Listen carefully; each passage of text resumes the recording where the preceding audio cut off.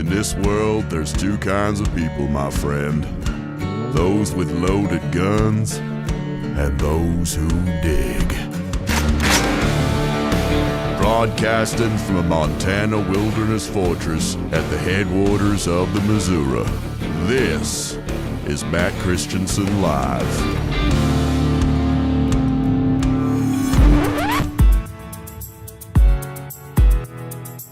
Mr. Barnes, I was struck by your opening comments. You state, and this is a quote from Secretary Rubio, "Our rights come from God, our creator, not from our laws, not from our government." That is correct. I find that very, very troubling. I'm a devout person. I doubt it. We've got other devout folks in this room, Christian, Jewish, Muslim, American.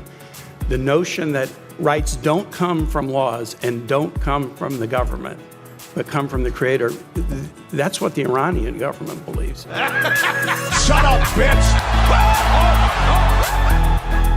It's a theocratic regime and targets Sunnis, Jews, Christians, and other religious minorities. And they do it because they believe that they understand what natural rights are from their creator. You're a very, very silly person. You are fake news. This nigger voted for Joe Biden.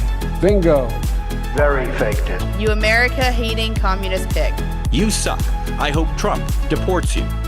He touched young people. Definitely worth checking into. That's disgusting. All right, America, go to the YouTube right now. Skag free, whoever he is. He died. That was 4 days ago, 5 days ago. In 5, 4, 3. I can't do it. We'll do it live. Fuck it, we'll do it live. Hello and welcome to the show. This is Matt Christiansen Live, a proud, appropriately late duct tape production for Sunday, September 7th, 2025. Thank you for tuning in. It is great to be back. Sitting shotgun tonight is our good friend, Joshy Boy. Saddle up, partner. You're wearing... You're wearing man. You're wearing a special hat for this special occasion. Yes, I am. Nigga. It does not fit very well. I look like I'm in a skit. Well, as we were saying before we were live, before I encountered the technical problems, you look like you are wearing a hat at McDonald's because you are required to per the uniform, but the hat doesn't actually fit. And, it really doesn't. This is kind of like working at McDonald's in a way. In fact, McDonald's is a much more efficient operation than my show because I thought I had everything ironed out. You know, as you can tell, I have some new technical pieces, and I ran whole streams, making sure that the tech was going to work as well as it could. You know what I did like an idiot, Joshy? Yes, you upgraded to Windows 11. I upgraded to Windows 11. And so we're right about to do the show, and all of a sudden the audio's all messed up. Joshy can't hear my soundboard, so he won't hear any of the delightful sounders this evening. He can't hear the clips, so I just have to trust you remember what the people said in the clips. We're going to find out.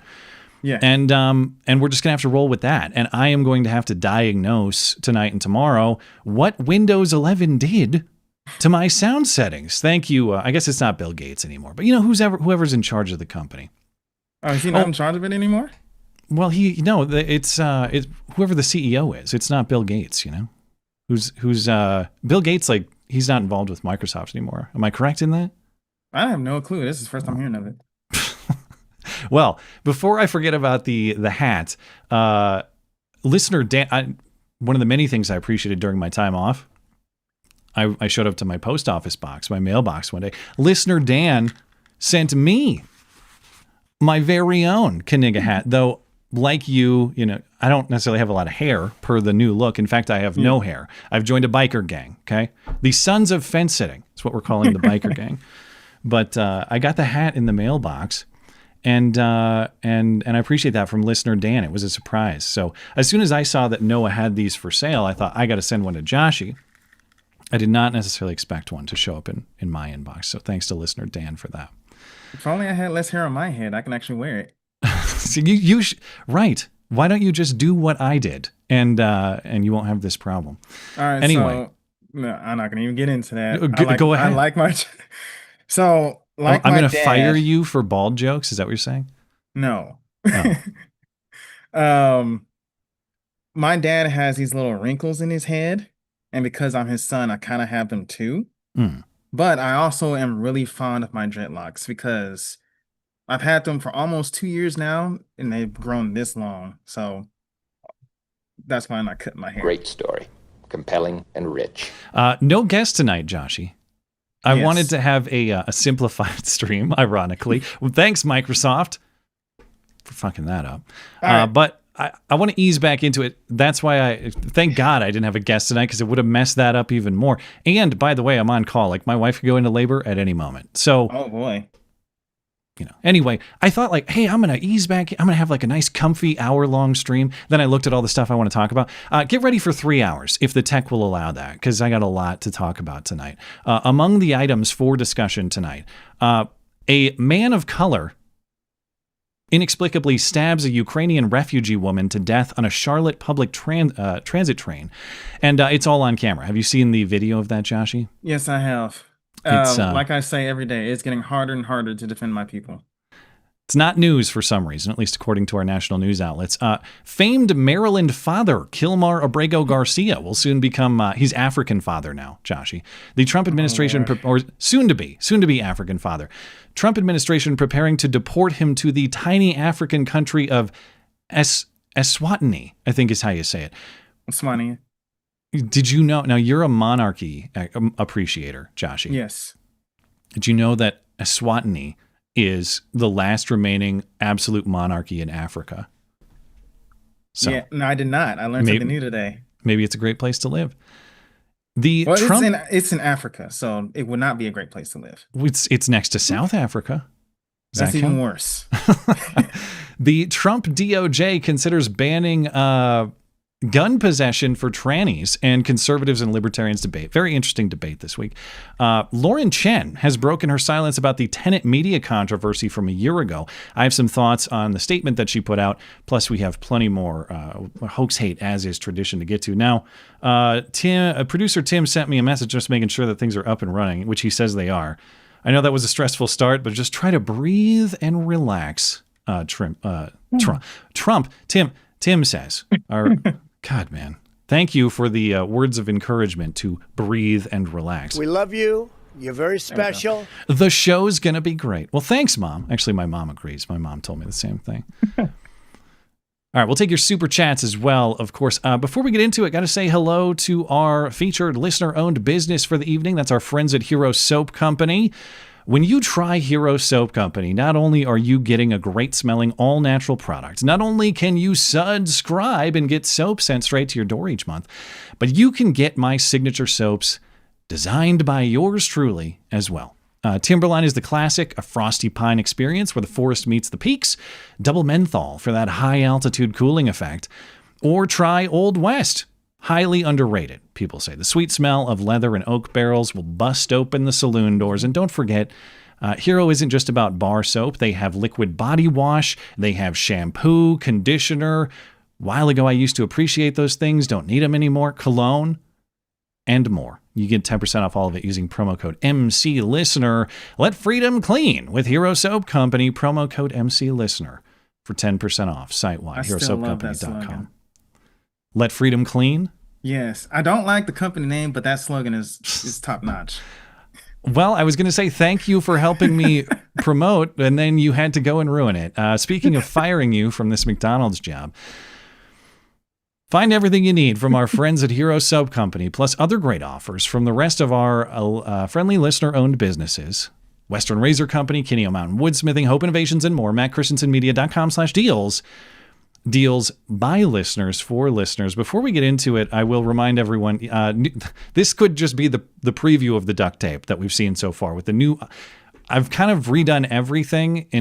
It should make the production more efficient. I can do more things with my hands. I can be more quick. I can press more buttons more efficiently.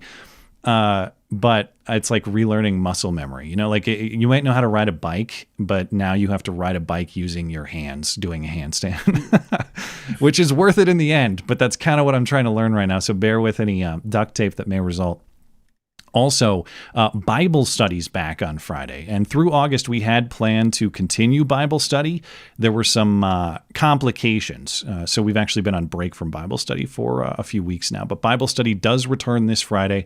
So if you're interested in that, it's open to the public. You can participate in it. You can listen. You can participate in it, rather. You can listen through the Bible study podcast feed as well, on demand. You can find all that on the Bible study page of my website, linked on the homepage, mattchristiansenmedia.com. Now, one personal announcement, a very exciting one. Since we are now beyond Labor Day, I am now officially 2 years clear of my 2023 DVT. Deep vein thrombosis, DVT. Doctors never... I know, I'm sorry. Next time. Doctors never were able to determine what caused my mysterious blood clot in my right calf, though, of course, it wasn't the shot because I didn't get the shot. But they said if you go 2 years clot-free, the likelihood of recurrence is near zero. So I am now 2 years clot-free. Thank you for your support. Now, moving into the news, Joshy. Yes. Right before I left... well, I guess the slur dropped right after. The story happened right before we went on break. The slur dropped right after. But recall, of course, there are joggers per the Ahmaud Arbery case in Georgia in 2020. There are KTLA Americans, the term you coined. Referring to the KTLA tweet. Did they ever find out who did it? I don't know. Anyway, I don't know, and I don't care. They blamed a technical error. You know what? You know what did it, Josh? That was a Windows 11 update. That's exactly. That's what caused that tweet. That's what that was. Anyway, they're KTLA Americans. But recall that whenever young people of color commit crimes, they're often they're often referred to as youths too. Just youths, generic youths.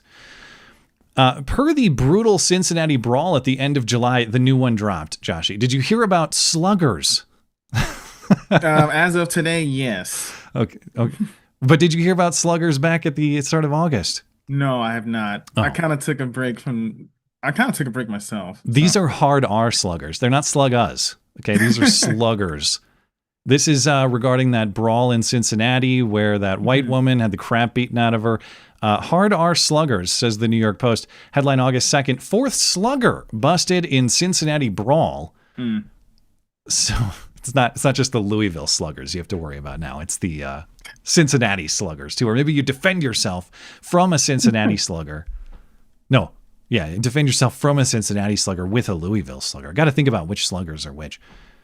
Oh, man. Anyway, you got your sluggers. Even though the sluggers headline was a great one, I think my favorite headline from my time away was actually the Politico reporting regarding the rumors that Trump had passed away. He died. In late August, many on social media speculated Trump was dead. This based on Trump's recent, he had swelling in his his hands and his feet because he doesn't have DVT, Joshy, but he has chronic venous insufficiency. Venous insufficiency? I can't remember how it's pronounced. Gosh, not man, they venous. just got these long ass names. Yeah. So he has CVI, not DVT. J.D. Vance had also said that he was ready to take command, which some interpreted to mean that he expects to take command. At one point, Trump had no scheduled public events for 6 days. Well, the rumors are over. Per the Politico headline, the best headline of the break, Trump denies he's dead. Quote Trump, "I am not dead." No, actually, he said, last week I did numerous news conferences and then I didn't do any for 2 days and they said there must be something wrong with him. That quote was Tuesday. I don't think Trump has died since then. No, it sounds like he just took a break because I was watching the a video about that and I didn't see the article.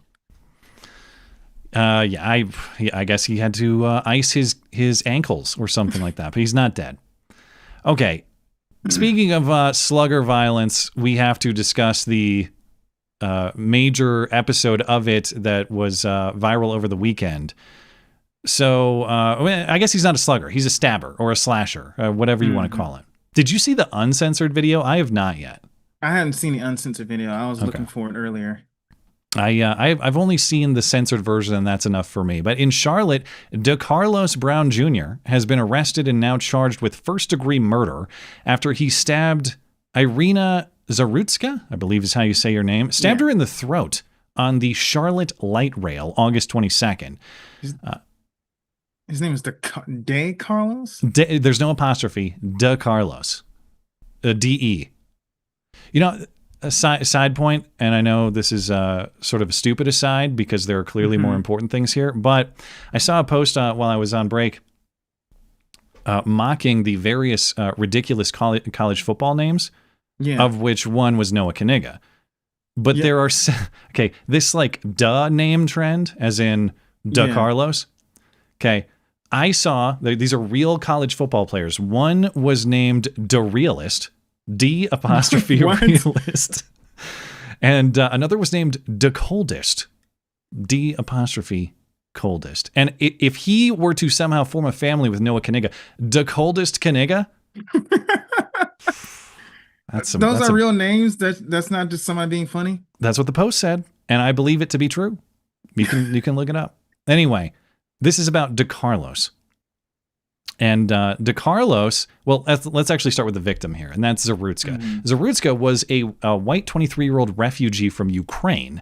She left the country after the Russian invasion in 2022. Brown is a homeless black man with a lengthy criminal record dating back to 2011. DeCarlos is. He's been convicted of robbery, armed robbery. Let's see. They had his rap sheet on Wikipedia, but I think they already censored it. Or like kind of robbery, larceny, other charges. Okay, here's a lot more of it. He's been arrested 14 times or had 14 previous court cases. Robbery with a dangerous weapon, breaking and entering, larceny, convicted in 2 separate incidents in 2013 and 2014, released in 2020, arrested again in September. So I assume he was like a George Floyd release, sounds like. Probably. And or like a COVID era release, I guess. You know, they released all the prisoners because of COVID. That was the dumbest thing they've ever done. Turns out it had some consequences, the way it looks. Shocker. He was arrested again in 2022 for assault. For assaulting a woman. He was still facing trial, but he was being evaluated for insanity. So apparently, somehow they saw fit to let him go while they determined if he's crazy or not. And it turns out, yes, he's very crazy. And he attacked a woman again. So DeCarlos Brown stabbed this woman, Irina Zarutska, right in front of the security camera. You can see it all happen. This is not the uncensored version. This news report is not graphic, but you can see the incident. This is video surveillance of the night. Irina Zarutska enters the blue line at the East-West Boulevard station stop. You can see she takes a seat directly in front of DeCarlos Brown, the suspect. At first, nothing seems unusual, but 4 minutes later, he pulls out what appears to be a pocket knife and suddenly stabs Zarutska multiple times. Zarutska then collapses. As Brown walks to the front car, takes off his sweater, and wraps his hand before exiting the train. Police arrested him on the platform shortly after. Kat says nothing in Brown's behavior that night raised alarms before the stabbing. Brown, who did not have a ticket to ride, has been charged with murder. His attorney has filed a motion to have him evaluated, for his competence evaluated. Okay, so just to recap, Josh, you flee a war-torn country. Yeah. Only to get stabbed by a slugger in the United States. Very unfortunate, tragically Very ironic. unfortunate. She would probably been safer with the Russians. Putin probably would have treated her more kindly, I think. Yes. God. And note at the end of the story there, didn't even pay the fare for his train ride. He was riding without a ticket. And I guess now, as you heard in the reporting at the end, well, his lawyer is calling for his mental state to be evaluated. Wasn't it already being evaluated pursuant to his prior charges? Is he going to be released again while his mental health is evaluated? Sounds like not. At least the judge in this case on Friday denied bond. He remains in custody. Yeah. And I saw a different report. There was some guy talking about, well, we just need to update our security and everything, and that helps deter people from committing acts of crimes. I was like, it didn't deter him. He got right on and just stabbed right away. This is if they had actually policed the fare, Like, hey, man, you don't have a ticket, so you're not getting on this train. It could have prevented the murder. Like, you police small crimes and sometimes you stop major ones. Yeah. But it obviously didn't happen in this case. Now they're talking about doing that. Well, yeah, it's a little late if you're Irina Zarutska or her family, unfortunately. Now, it looks like there's all but zero national news coverage of this story. Not even the Ukraine angle. Remember, lots of people tweeting about that today. Remember all the Ukraine flags everywhere? Where are the Ukraine flag people demanding justice in this case? I don't hear a lot of them. Now, I saw this claim on X. Elon Musk reposted it. Mm-hmm. Zero coverage. And there's a whole bunch of news outlets named in this tweet about, didn't cover it at all, at least nationally. I vetted this myself. I searched today. As far as I can tell, this is accurate. Zero stories collectively from the AP, PBS, the New York Times, NPR, the Wall Street Journal, BBC, CNN, Washington Post, Reuters, MSNBC. I also don't see any coverage from national NBC, ABC, or CBS. The only people who covered it was Fox News that I saw. And maybe you say, well, it's just it's a local murder. Local murders happen all the time. They're not national news. Well, I seem to remember this subway incident that was called murder or something adjacent. I can't remember what the exact charge was. Was Daniel Penny just a local murder story on the subway? It was really not of national concern. Now, of course, that was supposed to be a national reckoning about race.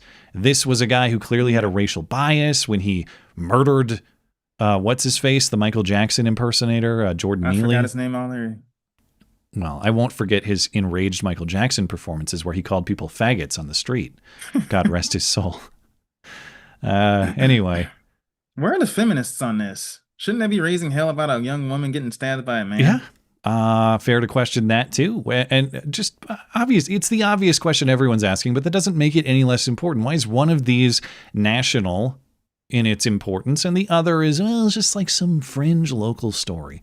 And then you have the Charlotte mayor, who is, that's a woman, a proud slugger of color, or at least a lightly colored slugger, whatever you want to call it. She is now asking people or praising people for not sharing the video. In a statement posted to X, the Charlotte mayor, her name is V. Lyles, but I will give her credit for not having an apostrophe or a duh in her name. She's not Dovey, and it's not an apostrophe to be seen. So credit where due. Praising people for not sharing the footage. She says you shouldn't share it, or it's appreciated if you don't share it out of respect for Irina's family. Yes, I'm sure that's the real motivation not to share the video. In what other crime context do we not share the available evidence? Why did we see the George Floyd video a million times over? Why? Please don't share the George Floyd video out of respect for George Floyd's family. Since when is this the reasoning? And this the standard? I've never heard of this before. Out of respect for her family. What really upsets me about things like this is that we've seen something like this a million times over, right? But there's still half the nation who will happily go along with this because they're either willfully ignorant, they're idiots, or they just want to hate on the other side. Oh, they'll vote Democrat happily once again. Yeah, don't worry about that. Imagine if that woman defended herself and killed that black man. She would be ostracized. She'd get sent back to Ukraine. That is deport that bitch back to Kyiv. You're right. They would be. There's supposedly a GoFundMe for this guy up too. I don't know if it's legit or not, but anyway. It better not be. All right. So the mayor says that she's thinking about safety in the city. She's going to have to think creatively. This is a tough one. Here's an idea for safety. I'll offer her a few. Maybe put lunatics back in prisons and asylums. That's a good starting point. That's a good idea. Yeah. Another idea. Maybe, as mentioned, police the tickets on the train. Simply stopping this guy for not having a ticket could have possibly prevented this murder, though of course it didn't. Here's another idea. Don't try to hide evidence from the public, or at least praise people for not sharing the evidence. Let the public see all the evidence. They can make an informed opinion. They can vote accordingly. She rejects those ideas, though. She says in another quote, let me pull this one up. This is from some earlier reporting. Oh, real quick. Dangerous Spaces says that mayor is a Charlotte 10. A Charlotte 10? What's wrong with Charlotte? Like a charlatan, right? Oh, I thought you meant that she's a really hot chick in Charlotte. No, Oh, okay. A Charlotte tin. Okay. I was thinking about it. I tried, dangerous. That's all right. Anyway, she also offered this quote. We will never arrest our way out of issues such as homelessness and mental health. We will. Well, I have to disagree with that. What the fuck is this bitch talking about? No, mental health disease is just that, Joshy. A disease like any other that needs to be treated with the same compassion, diligence, and commitment as cancer or heart disease, or DVTs, or venous insufficiency. But of course, there's nothing compassionate about releasing deranged, violent criminals. It is not compassionate to the public or to the mentally ill person. The compassionate thing is to keep them confined so they're not a danger to others. They're not a threat to themselves.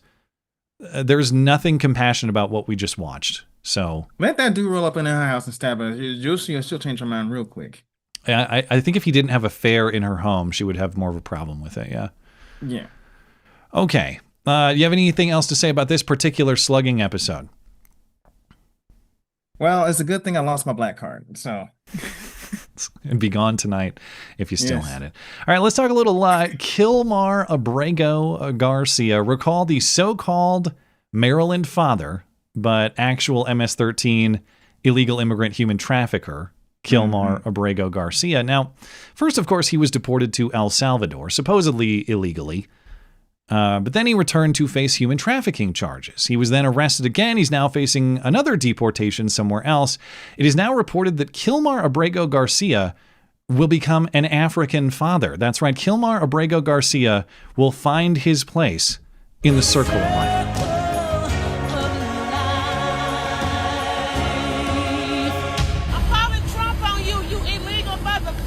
So reports say Kilmar will serve King Simba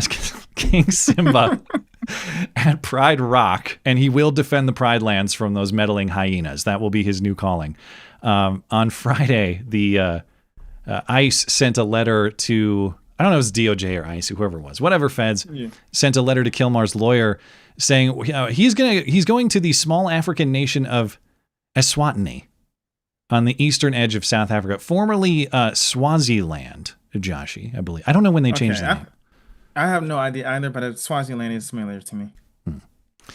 Well, as I mentioned, the King Simba joke is actually not that far off because it is, according to Wikipedia, the government of Eswatini is an absolute monarchy, the last of its kind in Africa, and has been ruled by King Mswati III since 1986. So our entire lives. It's also 90% Christian. So when I read this, I thought, is this actually really? Is this Joshy world? Is this his, is this like his personal, I don't know. If you could design a country, would it be Eswatini? I might have to move there. Check it out. Maybe Kilmar will work for you. Who knows? You can make him wear the hat. I'm going to label him as a boar and send him to South Africa so that I know who to target next. He definitely qualifies as Boar by the look of they're not going to buy him as whatever Julius Malema is. What does he call himself? I don't know. I have no idea. Anyway, Trump wanted to send Kilmar to not to Pride Rock, but to Uganda.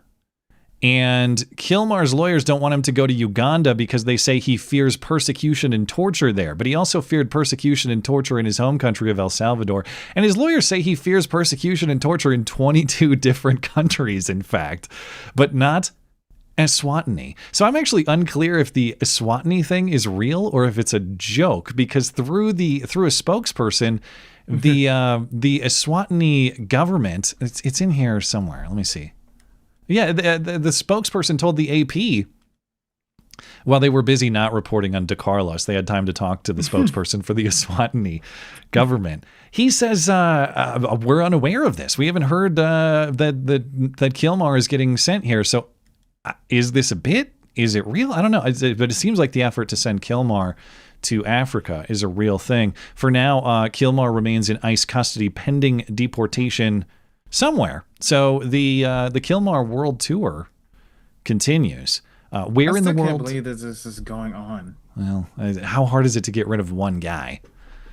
Apparently super hard. That's due process. This is what the founders intended. Infinite court cases for a foreign guy who won't get the hell out of here. The game of where in the world is Kilmar Abrego-Garcia continues. Probably somewhere new, maybe next week. I don't know. In an update to a story that happened while I was out, did you see the Indian guy, the Indian illegal immigrant truck driver who killed? I did. So you saw the video of him making that illegal U-turn and three people just crash into his truck trailer and die. Yeah. That was on the interstate in Florida. Well, there's an update. Did you see the update? Who died? I saw the thing you sent me, like 3 Haitians. Well, I thought this was a picture of Joshy Boy. Never mind. No, his hair is way too short to be me, and he's way too muscular. You're right. Your locks are far more luxurious. But yeah, in a you could call it a twist, I guess. But this was immigrant on immigrant traffic violence, whatever you want to call it. Mm-hmm. Because the people who were killed were Haitian immigrants themselves. They were apparently legal, or they came in through a Biden parole program that's been undone since. But on August 12th, illegal Indian immigrant, speaking of names, Jarinder Singh, I think that's how you say it. I can accept that one because it's Haitian. No, this is the Indian guy. This is the Indian guy. Oh. He was driving this semi-truck. He made an illegal U-turn using an official use only turnaround outside Fort Pierce, Florida. This is north of Miami and Palm Beach.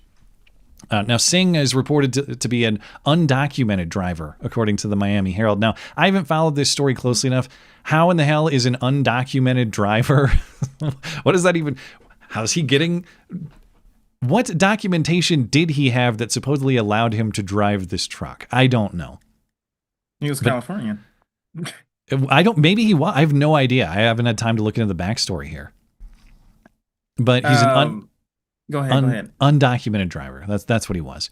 And because of this U-turn, the car behind him crashes into the trailer. And we now know that it was 3 Haitians who were in the car. Here's some video of that story.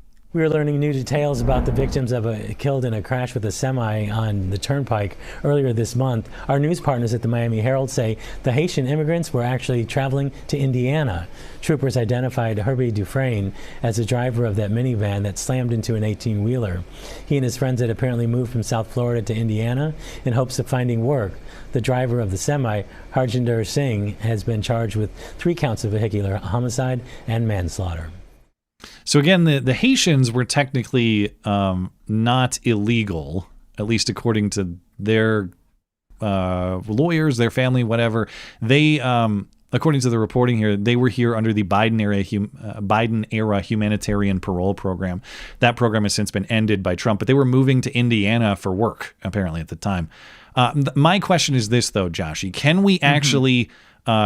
help our immigration problem by hiring more Indian truck drivers? Because it's maybe that's a little distasteful in this life and death circumstance. But isn't it I guess there are 2 ways to look at this. When I hear this, I think that's a crazy coincidence that one immigrant killed another with traffic recklessness. And then I think, well, is it that coincidental? Because like, how many illegals are driving around at any given point? Millions of them. And have you seen Indians drive before? Have you seen any videos how they drive in India? Not in India. I don't watch those kind of videos. What I can imagine. I imagine there's a lot of messes in the street to avoid. Let's put it that way. It'll raise your blood pressure. Okay. Okay. And sometimes, one time I saw one where the Indian drivers are driving a bus full of kids, and it was on the wrong side of the street to try to overtake another bus. And we're talking near misses, like almost head-on collisions every time they wanted to pass somebody. The only thing I've seen that's maybe sort of comparable is when I watched those cartel videos, and they'd have videos from Mexican streets where the cartels run the city. And people would be driving through the streets, just going around decapitated heads or other dismembered body parts, laying in the street, because that's a normal Wednesday morning. Yeah. I don't know if the India situation is quite like that, but it may be something similarly messy or degenerate. Well, I did hear there's a cow in the street, all traffic stops so they can let the cow cross, right? Because that's sacred. Oh, but if there's a dead body, traffic will not slow down. They'll just go around it, right? Yeah, nobody gives a shit. Nobody gives a shit. All right, this is an interesting debate, and I'll be curious to see what you think about this because now I know that you're not gun guy, and every time I talk about guns, you yawn to remind me that you don't care. It's like a body in an Indian street. You don't give a shit about guns or gun rights. Get back to me when you want to talk about swords and knives. But I have a great episode of slugger swordsmanship later for you in the show. So even if you're bored by this, don't worry about it. But. Okay, so I'm sure you heard the. It's a really interesting debate this week between conservatives, libertarians. It's just a split among people who generally agree about gun rights, but now we have this proposal to ban guns for trannies. And this, of course, is with reference to the shooting at the Minneapolis Catholic school called Annunciation on August 27th, in which Robin Westman, or West woman, or West, I don't know, non-binary, whatever. Formerly Robert Westman fired over 100 rounds into the church during Mass, killed 2, injured 21. Of course, a horrible event. Yeah. And then he killed himself. It is also reported that Robin had this longtime furry girlfriend. Did you see his furry girlfriend? Oh, Jesus, no. This is the first I'm hearing of it. They broke up. He killed himself. They broke up recently. He couldn't live without the cat ears. And I guess this was his way of going out. They broke up recently. Now, according to sources this week, the Justice Department is now discussing proposals to block transgender people from buying guns. Some in the DOJ believe this can be done through Trump declaring transgender people mentally ill and therefore banned from gun possession by existing law. In this case, Westman legally purchased his guns. You can see there's surveillance video of him at the gun shop in St. Louis Park, a Minneapolis suburb, where he bought his guns. The New York Post reports that other White House officials say the proposal would create legal complications for a number of reasons. Existing law says only the courts can declare someone mentally defective and therefore ineligible to possess guns. So this idea has been debated all week. Again, very interesting splits among libertarians and conservatives, people usually aligned from a pro-gun rights perspective. Now, I'm going to tell you what I think, and then you can tell me if you disagree. To me, this really breaks down between a moral and a philosophical set of questions. Well, moral and philosophical versus legal. Let me separate this correctly. On the moral philosophy, if transgenderdom, transgenderism, transgenderness, if that is not mental illness, what is mental illness? I mean, that's about as plainly visible a form of mental illness as we have. Fundamentally, there's a question of, do we believe that there are people who are insane enough that they shouldn't have guns? Does that category of people exist? If they do, shouldn't transgenderism qualify? Now, on the other side, there's who decides what is mentally ill. What's to stop the next president from declaring conservatives mentally ill, right-wing extremists mentally ill, banning them from gun ownership, gun possession? Now, that's kind of the moral philosophical component. On the law, I think if they were to try to do this, very unlikely to stand without a change in the law. The Gun Control Act of 1968 says you can't have guns if you've been adjudicated mentally defective. So that's fancy. That's a fancy way of saying a court has determined that you're crazy. You're unfit to stand trial because you were charged criminally. You're not guilty by reason of insanity, that sort of thing. It doesn't say that the executive or the president gets to just declare you crazy and ineligible, and for good reason. The idea of the executive just declaring someone exempt from what are rights for other people is certainly one of the slipperier slopes we could imagine. It also says, the Gun Control Act of 1968, if you've been committed to a mental institution, you're banned from having guns as well. So what are my thoughts? Let me return to those original premises. Yes, there are people mentally unfit, or too mentally unfit to have guns because they're crazy. Point one. Yes, transgenderism should qualify because it's total delusion disconnected from reality. Point two. Point three, yes, process also matters. So this determination, even if it's a valid determination, should not be made by presidential declaration. It should be made through an act of Congress as the Constitution requires. And part of that, you might not even need a change in the law or an act of Congress. Part of this is just institutionalizing the crazies again. You don't need a new law if transgenderism is treated as the form of mental illness that it is. And a lot of these people would be institutionalized and therefore banned from firearm possession by virtue of the existing law that way. Now, I recognize that the solution that I'm talking about is much easier said than done. Is Congress going to act on this? Are they going to pass a law tomorrow that Trump will sign? No, because this is the one piece of gun control that Democrats will never support. Is there going to be sanity in the medical field again? Probably not, at least not anytime soon, because it's completely corrupted with these ideologues.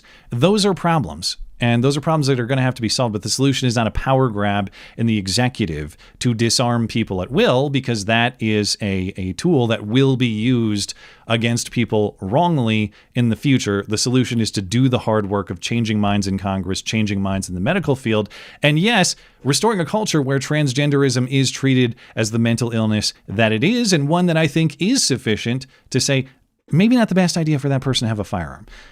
Your thoughts, Joshy? Well, at first I was kind of conflicted with this because I was kind of like, if we start banning certain people from having firearms, like you said before, that's going to be used against another group later on down the road, right? But at the same time, though, a lot of these more recent mass shootings have been done by transgender people. No. Haven't you seen the stats? It's hardly white men commit so many more, Joshy. No. Joe Rogan was talking about, I don't know if it's true. Haven't fact checked it. But he was saying like 7 of the last 10 or something mass shooters are trannies. I don't know what the numbers are, but it actually, if you look at it sequentially, I'm comfortable saying there is a statistical overrepresentation with transgender people committing mass shootings currently. They're all friends with Tim Walz. I was joking with... Yeah. I had a friend in Minnesota who was texting me about the furry girlfriend.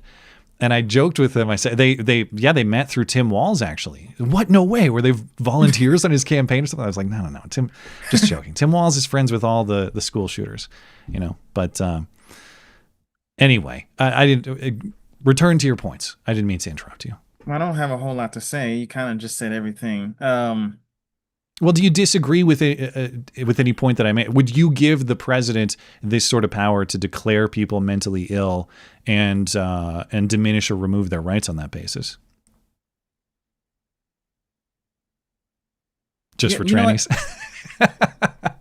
No, fuck it. Yeah, let's just do that. Just for all right. Just for trannies. Oh, to that point, I know I laugh, but to that, as I said, is there, short of like the hobos raging on whatever kind of drugs they're on the streets, is there any more visibly identifiable mental illness than transgenderism?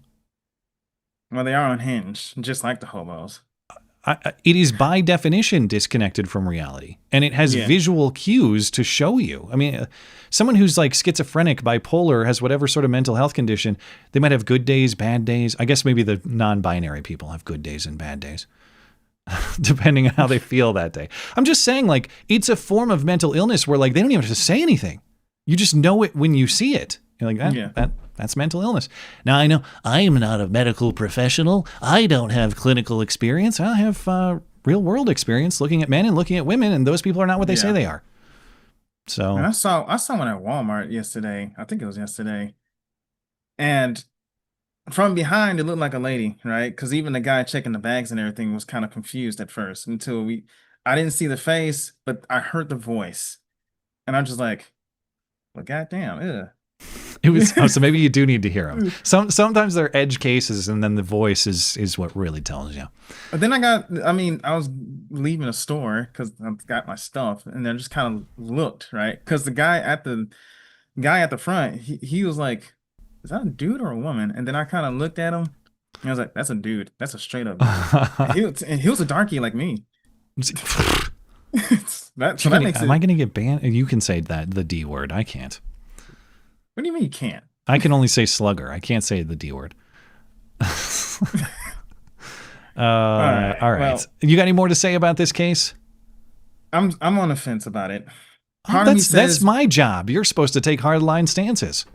Well, as you'll see later, I'm going to take a hardline stance. Okay. Well, this is related because it's on the topic of natural rights, and I really wish that I'm glad you listened to this earlier because I cut about a minute or two out of it, and so at least you'll know what I'm talking about because you had messaged me saying I don't know if you agree with Tim Kaine, but you would speculate that we might disagree on this. So I want to get into this one because it's related.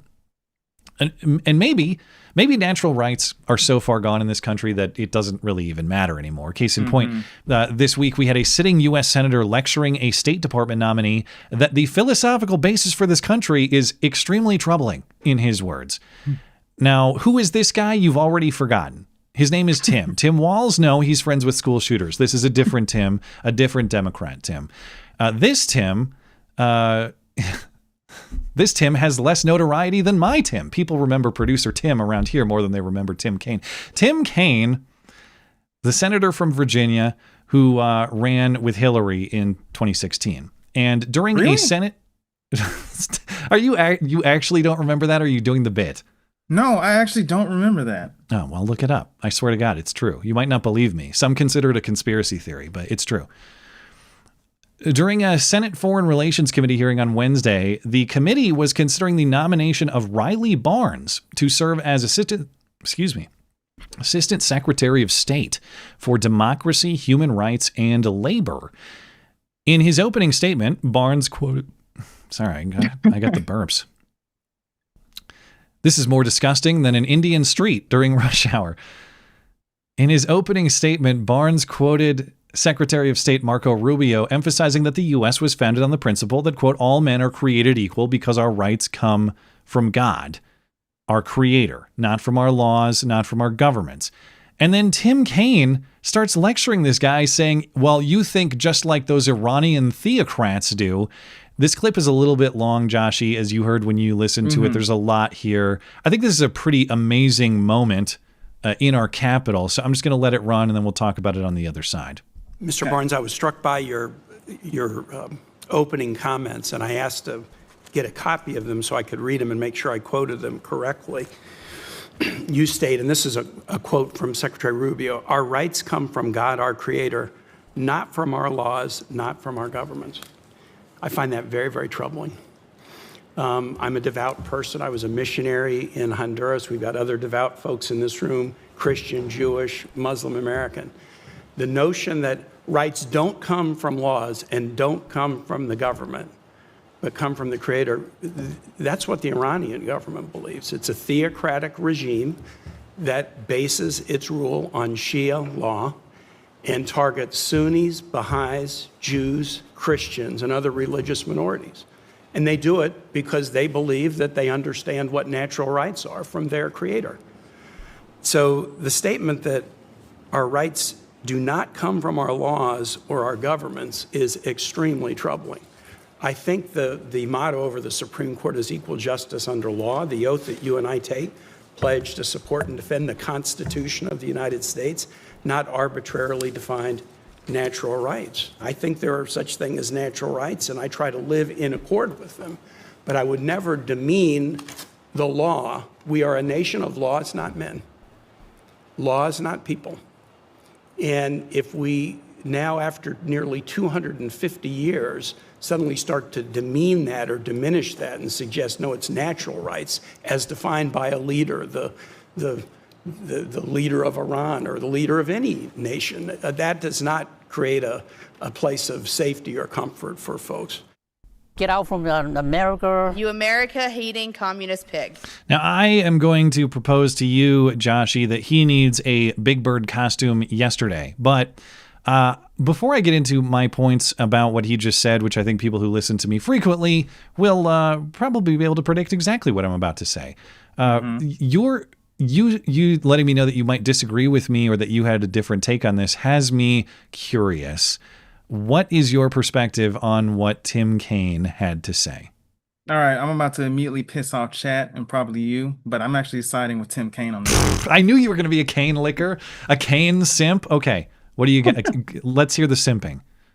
Well, it's not even a simp. It's correct, right? Our rights do come from the government. They don't come from God, right? What? They don't. They actually don't. explain to me when a time where God has actually given us rights. You think that the moral truth of the world is authored by the government and not God? The moral truth, or are you talking about rights? I would consider those to be the same thing. Your rights are based on the moral framework of the world. I don't. What is the distinction in your mind? So, for example, the rights here in the United States are different than the rights of somewhere else, right? You won't have the same rights, say, in Russia than you would here in the United States. Mm-hmm. And who bestows these rights in our Constitution, our amendments, right? Okay, so I think I understand the point that you're getting at. What you're saying is, as they exist in a practical way, like whether we'd be prosecuted for committing a certain act or whether we'd be thrown in jail in this country or that country, I do agree, obviously, that is treated differently in different countries. What I'm talking about, and what I think the founders of this country were talking about, is there exists an objective moral framework authored by God that governments seek to respect. Or they don't. They think they author that moral framework themselves. If our government thinks that, then there is no right and wrong. There's just what the government says. So what we're talking about is degrees to which governments respect or don't respect the law that is written by God himself. And on that point, I think we would actually agree, would we not? If you're talking about specifically law, right? Mm-hmm. That's different from rights. I think rights they come from that natural law. I guess I wouldn't consider them separate things. I would consider one a consequence of or dependent on the other. I can see where you're coming from. That is to say, like, your right to life is what? It's a consequence of the moral truth that it's wrong to murder. And it's wrong to murder because God authored that rule. That is a natural rule that exists within the world. Governments recognize it or they don't. And if a government says murder's cool, we do it all the time, that doesn't change the moral truth that murder's actually wrong per God's moral framework. I can see the connection, but to me that still reads more like a law than it is a right. Because a right to life I've kind of thought about this earlier, because where inalienable rights come from, it comes from Genesis chapter 1, verse 26. I read 26 through 28, right? And it was talking about the image of God, right? And the nature of God. I don't necessarily connect that with inalienable rights, though. Well, explain to me one more time how Tim Kaine is right, because I'm trying to follow your distinctions, and I think we actually let me simplify this greatly. Mm-hmm. In moral, like, who writes the rules of the world, God or the government? What do you mean by rules of the world? The moral framework by which the world operates. That is to say, if you're talking about moral framework, that would be God, right? Because there's an objective morality. Wait, what?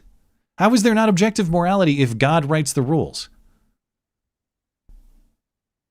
You're confusing me. Okay, well, if God's writing the rules, then the rules are set before all of us. Mm-hmm. That would be objective. The rules are not just what we make up. They're not subjective in that way. They're not, well, today we're changing the rules because we thought yesterday's rules were stupid. Rules are objective in that God created them. The creator of this world, the creator of us, installed those rules. We follow those rules because they came before us. They're a natural part of this world. They are objective in that sense. They apply to everybody and they pre-exist us. They are not subjective. We didn't invent them and just made them up. Get what I'm saying? Sort of. The wording is throwing me off a little bit. I will say that he is the one who created objective morality.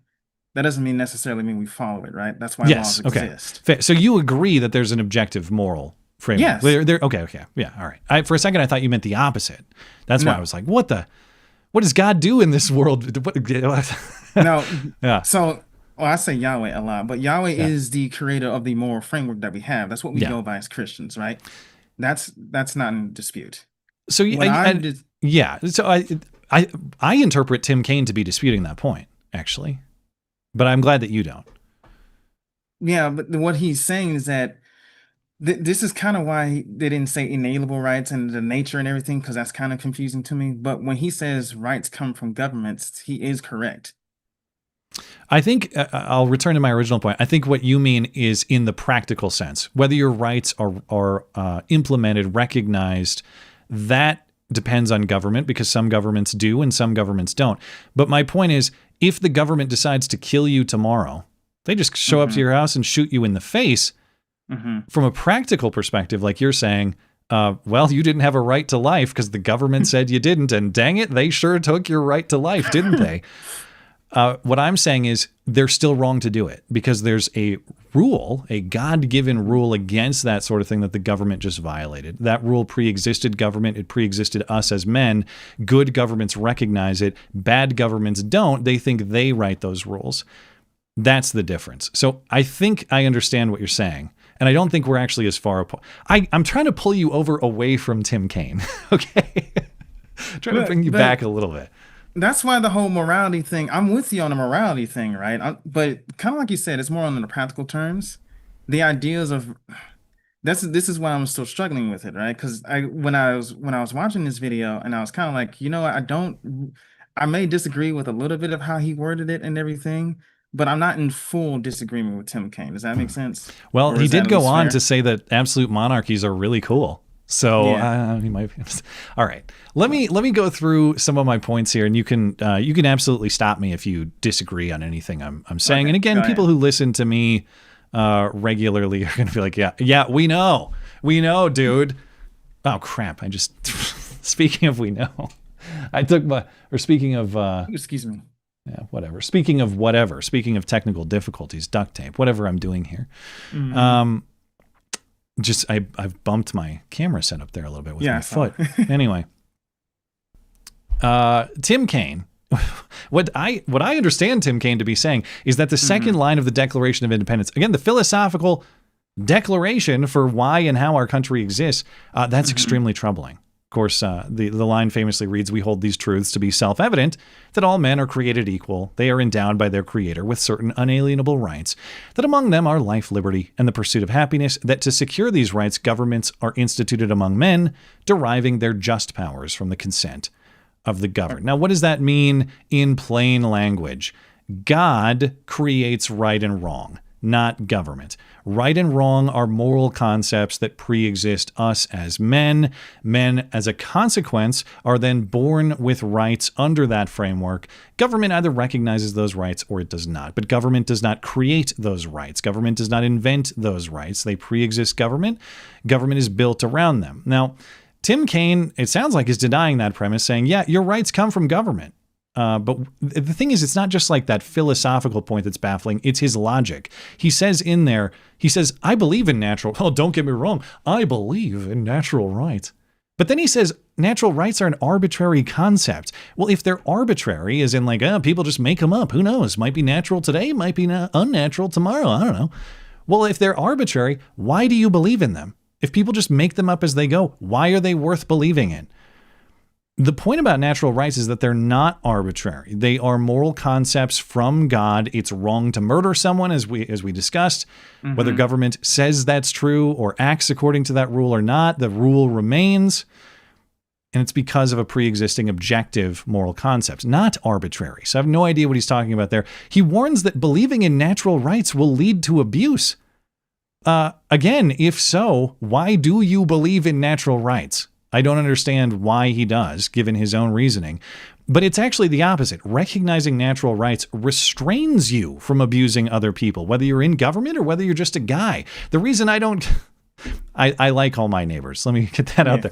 But hey, the reason I don't go murder my neighbors is because I recognize that there's a natural rule, a natural law against that sort of thing, and that's that my neighbors have a right to their life, their lives, their property, all those sorts of things.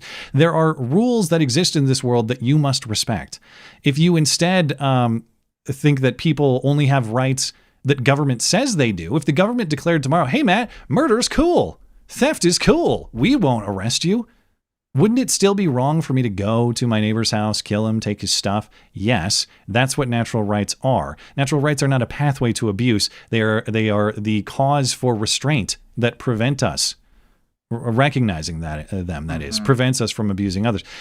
His logic seems to be that because some people disagree, it's all relative, and nobody's actually right. In Iran, natural rights might be this. In Russia, they might be that. I don't know. Since not everybody agrees, there must be no true answer here.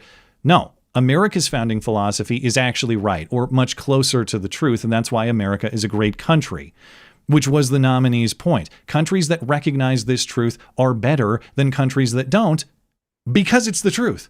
So you could take polling on anything, like what's the color of the sky? Is the earth a globe or is it flat? Nobody agrees fully on everything. And if we just act like, well, because people disagree, there's not really any verifiable truth to the matter, so how could we even try? No, some people are wrong, and you should say that they're wrong. And a lot of countries are wrong. And we should recognize that, actually. He says that the oath to support the Constitution proves that government defines rights. Okay, what is the philosophical basis for the Constitution? The Declaration of Independence. God-given rights. The premise of the Constitution is a list of things that are off limits to the government and a strict framework under which the government must operate. So what? The government stays within the boundaries of, within the confines of natural rights. The Constitution is not a defiance of natural rights, as he's framing it. It is a recognition of it. And then he says, well, we're a country of laws. We're a nation of laws, not men. Huh? Well, who writes the law? Again, fundamentally, if men write the supreme law, as he's implicitly saying, and not God, then we are a nation of men. We're a nation of the men who write the laws and can just rewrite them at will whenever they want. And then he's going to sit there with a straight face saying, well, we better be careful. We're now undoing 250 years of history in this country by quoting the founding philosophy. And so Tim Kaine's fight is not with this State Department nominee. It is with his fellow Virginian, Thomas Jefferson and John Hancock and the rest of the Declaration signatories and the framers of the Constitution. And I'll remind you, Joshy, because I bet you forgot in the 20 minutes I've been talking here. It hasn't been that long, I hope. I bet you already forgot. He was almost the vice president of the United States. Now, this is an interesting question for you, too. Okay.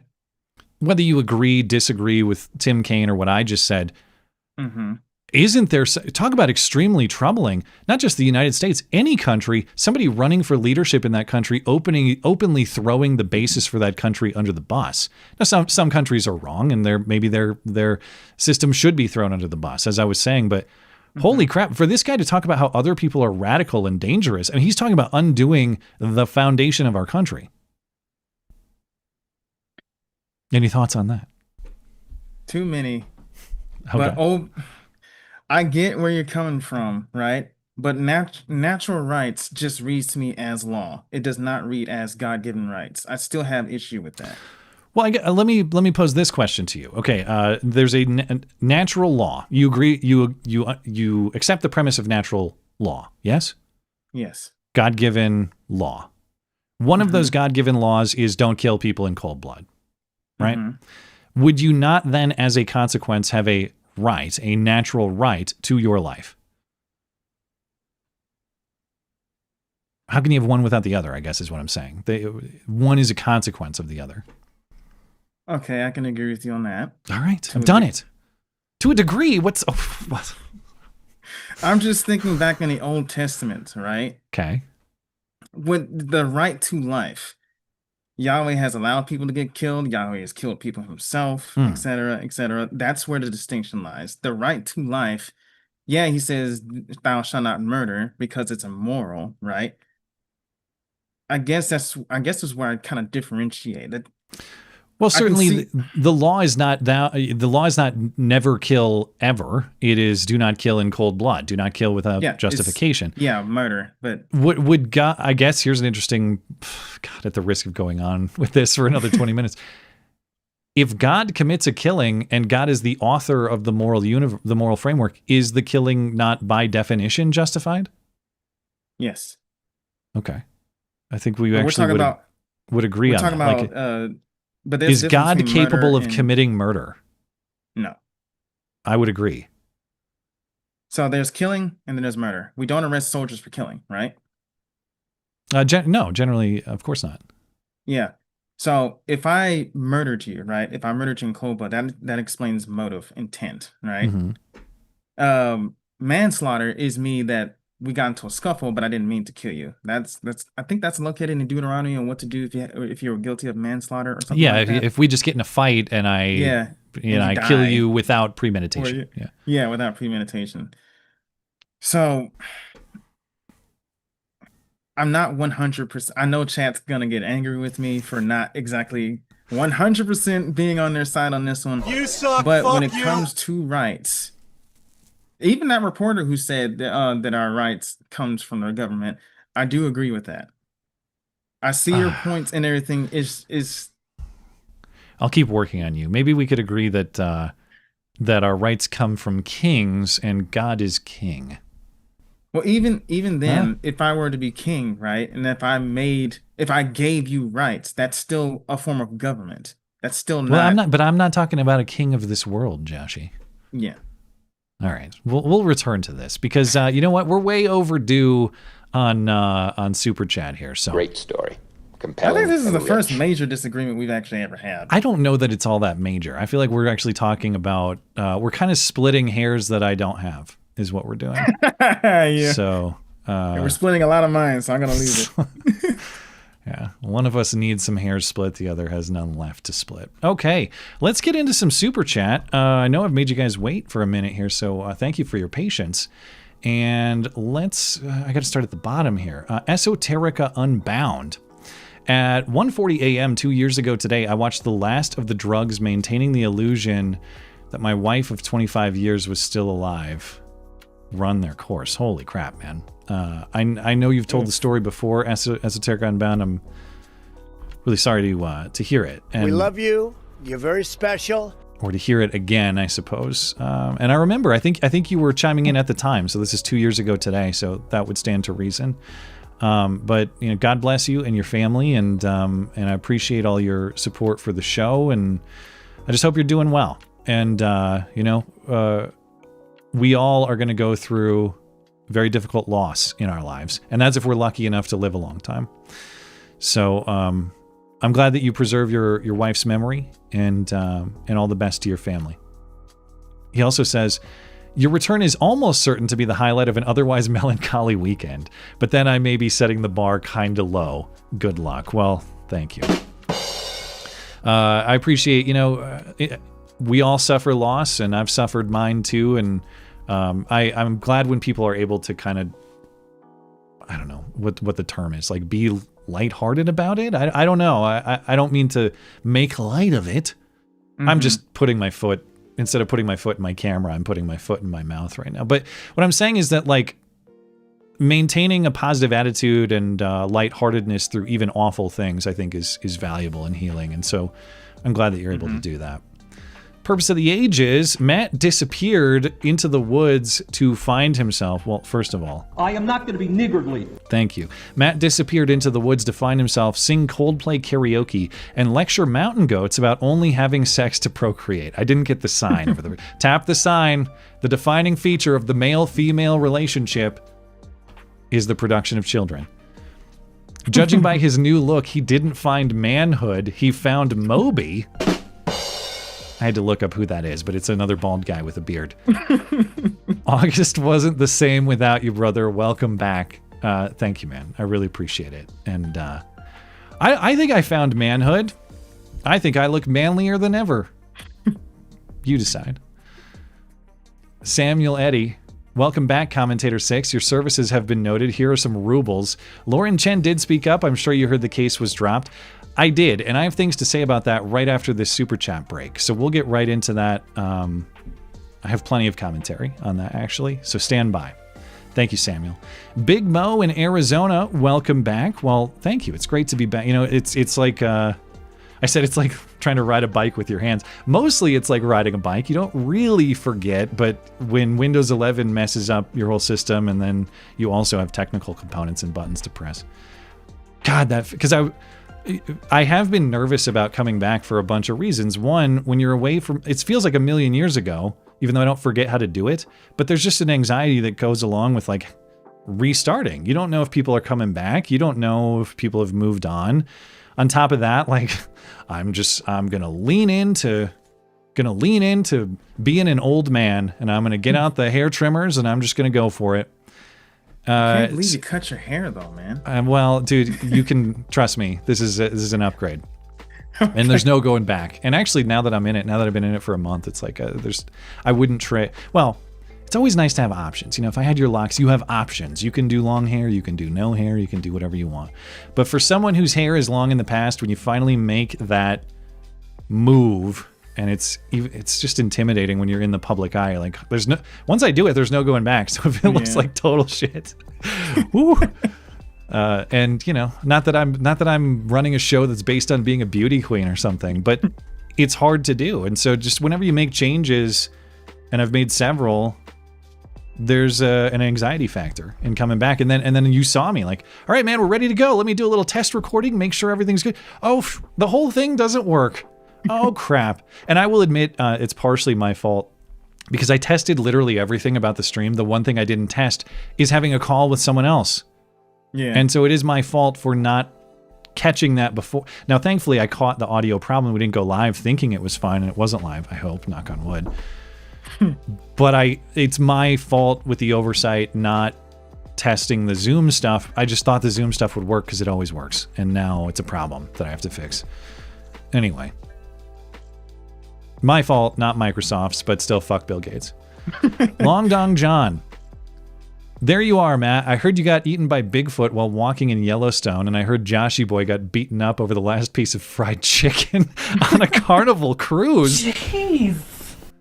I heard Joshy Boy was stabbing people on the subway. That's what, or the light rail. No, Nah, me and the boys had a settle dispute with a rival gang, so that's what I was doing for the past month. Well, I'm glad to hear that you've yeah, brought justice to them. It wasn't justice; it was territory control. Same thing. Anyway. The big question is: was this pursuant to God's law or man's law? I'm just. This was man's law, plain and simple. In your territory, you write the law, I'm sure. Yeah, we are the law. Joshy needs to get a haircut more suitable for the hat. Jobs for grown-up men always involve the threat of catching on fire and being pulled into rotating machinery. That's true. Look how grown-up of a man I could work jobs that entail fire danger, or I could risk getting pulled into machinery. There's nothing to pull. So, that's true. Well, I'm not in jobs like that, and I love my hair, so no. Cody Opperman, very thoughtful and engaging super chat. Thank you. Well, I agree. We love you. You're very special. Thank you. VV, welcome back, Russian Stooge. I don't know if you covered the Lauren Chen tweets at the opening. I'm tuning in 30 minutes late. How are you handling that stuff? I'm going to get to that as soon as we're done with Super Chat here, and I have plenty to say about it, so stand by. And thank you, VV. Long Dong John, I'm going to take this last one from YouTube and Tippy here. While you were away, Bering discovered Noah Kaniga, and our Kaniga hat... Kaniga has a hat for sale, which Bering ordered. Both of you need to get on that. Now, I'm sure you might have seen it, but yes. I'll wear the hat. I can't put mine on right now. But I have to take it off before I do the next segment so I don't look like a total jackass, because it's supposed to be somewhat serious. Okay, I'm going to stop on YouTube and Tippy stream there. Let me hop over to Rumble. iBot, thank you for supporting the show. I am not going to be niggardly. Appreciate it as always, iBot. Is it Lbot? In the show tradition, I called him iBot. Dude, I'm retarded. Where's that button? Deep in here somewhere. I can't do that right now. Where is it? Oh, here. I'll be honest with you. I'm kind of retarded. It just took forever, but that's because I'm retarded. Bladamson. Oh man, Skag bro, so glad to see you back. I was getting the worst case of blue ball ever on Zips. Okay. Well, that's a big game, man. That's a lot of big game, but I appreciate it. Thank you. Yakko 1977, welcome back, Matt. The world is on fire, or at least smoldering. But it's good to be able to talk about it and look for solutions. Plus, your family's growing. That's a bright spot in the world. Congrats, amen. It could be tomorrow, so we'll find out. But and this is your third boy, correct? Donnie 5000, is this faggot really late after taking a month off of his easy ass job? Jeez. I was late. I will confess to that. However, and I know you're probably you're pushing my buttons a little bit, pushing the buttons I can't push because this job's too hard for me. But I will say, and I don't know how serious you are, Donnie, or not, but I always, when people tell me that, like, oh, it's so easy. What do you, it's so easy. Listen, I'm not pretending I'm like coal mining or something. I'm not doing manual labor. I'm not risking my life on a daily basis. However, when people tell me that, like, oh, it's so easy, it's like, well, if you're going to rip me for doing something that's supposedly easy and finding a way to make a living doing it, why don't you do it? If it's so easy. I can't do this shit. If it's so easy and you can make a living doing it, why don't people do it? And that's true for not just this so-called job. And I'll grant, like, I love doing this because I feel like it is a make-believe job. Don't get me wrong. I feel very fortunate to do it. What people don't quite understand is the fact that it's not just sitting in front of a chair in front of a camera and just talking. You have to have a personality behind it, right? I couldn't do this shit. People tell me I suck all the time, right? I think you have a personality. I hope I do. But yeah, I mean, it's they're like anything. If someone makes it look easy, that's because they're very good at it. And that's true whether you're talking about streaming or whether you're talking about professional sports or whether you're talking about being, I don't know, whatever job. If someone makes it look very easy, it's probably because they're very good at it. But I appreciate it, Donnie. Thank you. Raven Dawn, welcome back and congratulations. Thank you. Ramsey C, thanks for taking time off to take care of your family and yourself. We need you healthy and mentally quote unquote stable. God bless you and keep you. Well, thank you. God bless you as well. I don't think I ever got to the point of mental instability, but it's like anything else. You do it so much that you kind of need to step away and touch the metaphorical grass once in a while. And so it was good to do that a little bit. And hopefully I can find ways to do that a little bit more often in the future, but we'll see. Let's see. Dangerous Spaces sent you a message to encourage you despite tech issues. The return show is going to be great. First thing to say, well, my sound is fucked, so I have to withdraw my previous statement. Yeah, pretty much.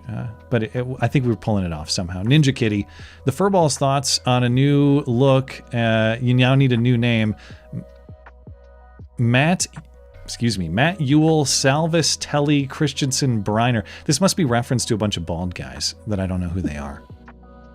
But I just called you a deeper voiced Robert. Well, I thought, like, all right, like, I'm not ditching the hat bit all the time. Sometimes I like wearing a hat. So maybe I will sometimes. But then I thought, like, oh man, when Robert's on, it's going to be too many eggheads. So I'm going to have to I'm going to have to wear a hat. Or I'm going to have to tell Robert that he has to. It's too many eggheads. We can't do that. But I haven't brought that idea to him yet, so we'll have to see. Oh my God, I'm looking at the Odyssey chat. I'm not going to subject you people to this, but I'm looking at there was that picture of Greta Thunberg, you know? Thunberg, yeah. Greta Thunberg. Greta Thunberg. She's doing her like rescue Gaza bit again. She's taking another boat to Gaza, but somehow she was seen with her assets out and on display. You know what I mean? Yeah. And so people were appreciating Greta's assets. And so someone photoshopped Greta on Nancy Pelosi, who also has famously large assets. And that's an image I didn't need to see.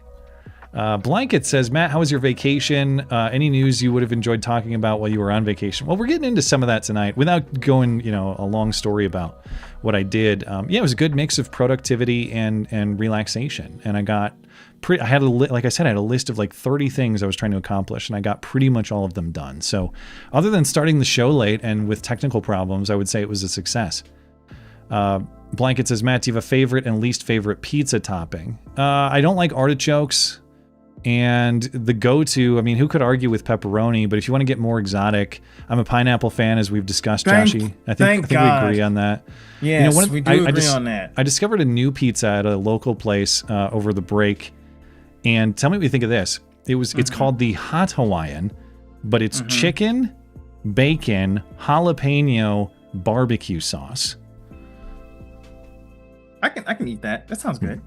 And you said it was called the Hot Hawaiian? Hot Hawaiian. And I think I've got it a few times since I discovered it. So I was going to make a Mama Tosi joke, but I'm not going to do that. She is a hot Hawaiian. She's a Hawaii 10, not just a Charlotte 10. Yeah. Okay, let's stop there. I'll have to just circle back with you. And I'm going to pretend to be I'm not going to pretend to be. I am going to be a serious person for a minute because I want to get into this Tenet Lauren Chen statement. And you just sounded like a robot for a second for me. Oh no. Well, let me know if you encounter any more problems. Looks like the stream is good for me. Yeah, you sound fine now. Okay. Well, recall the Tenet media controversy from just about a year ago. Now, I was contracted personally on Tenet Media. I posted my videos. I did a stream a week there for almost a year.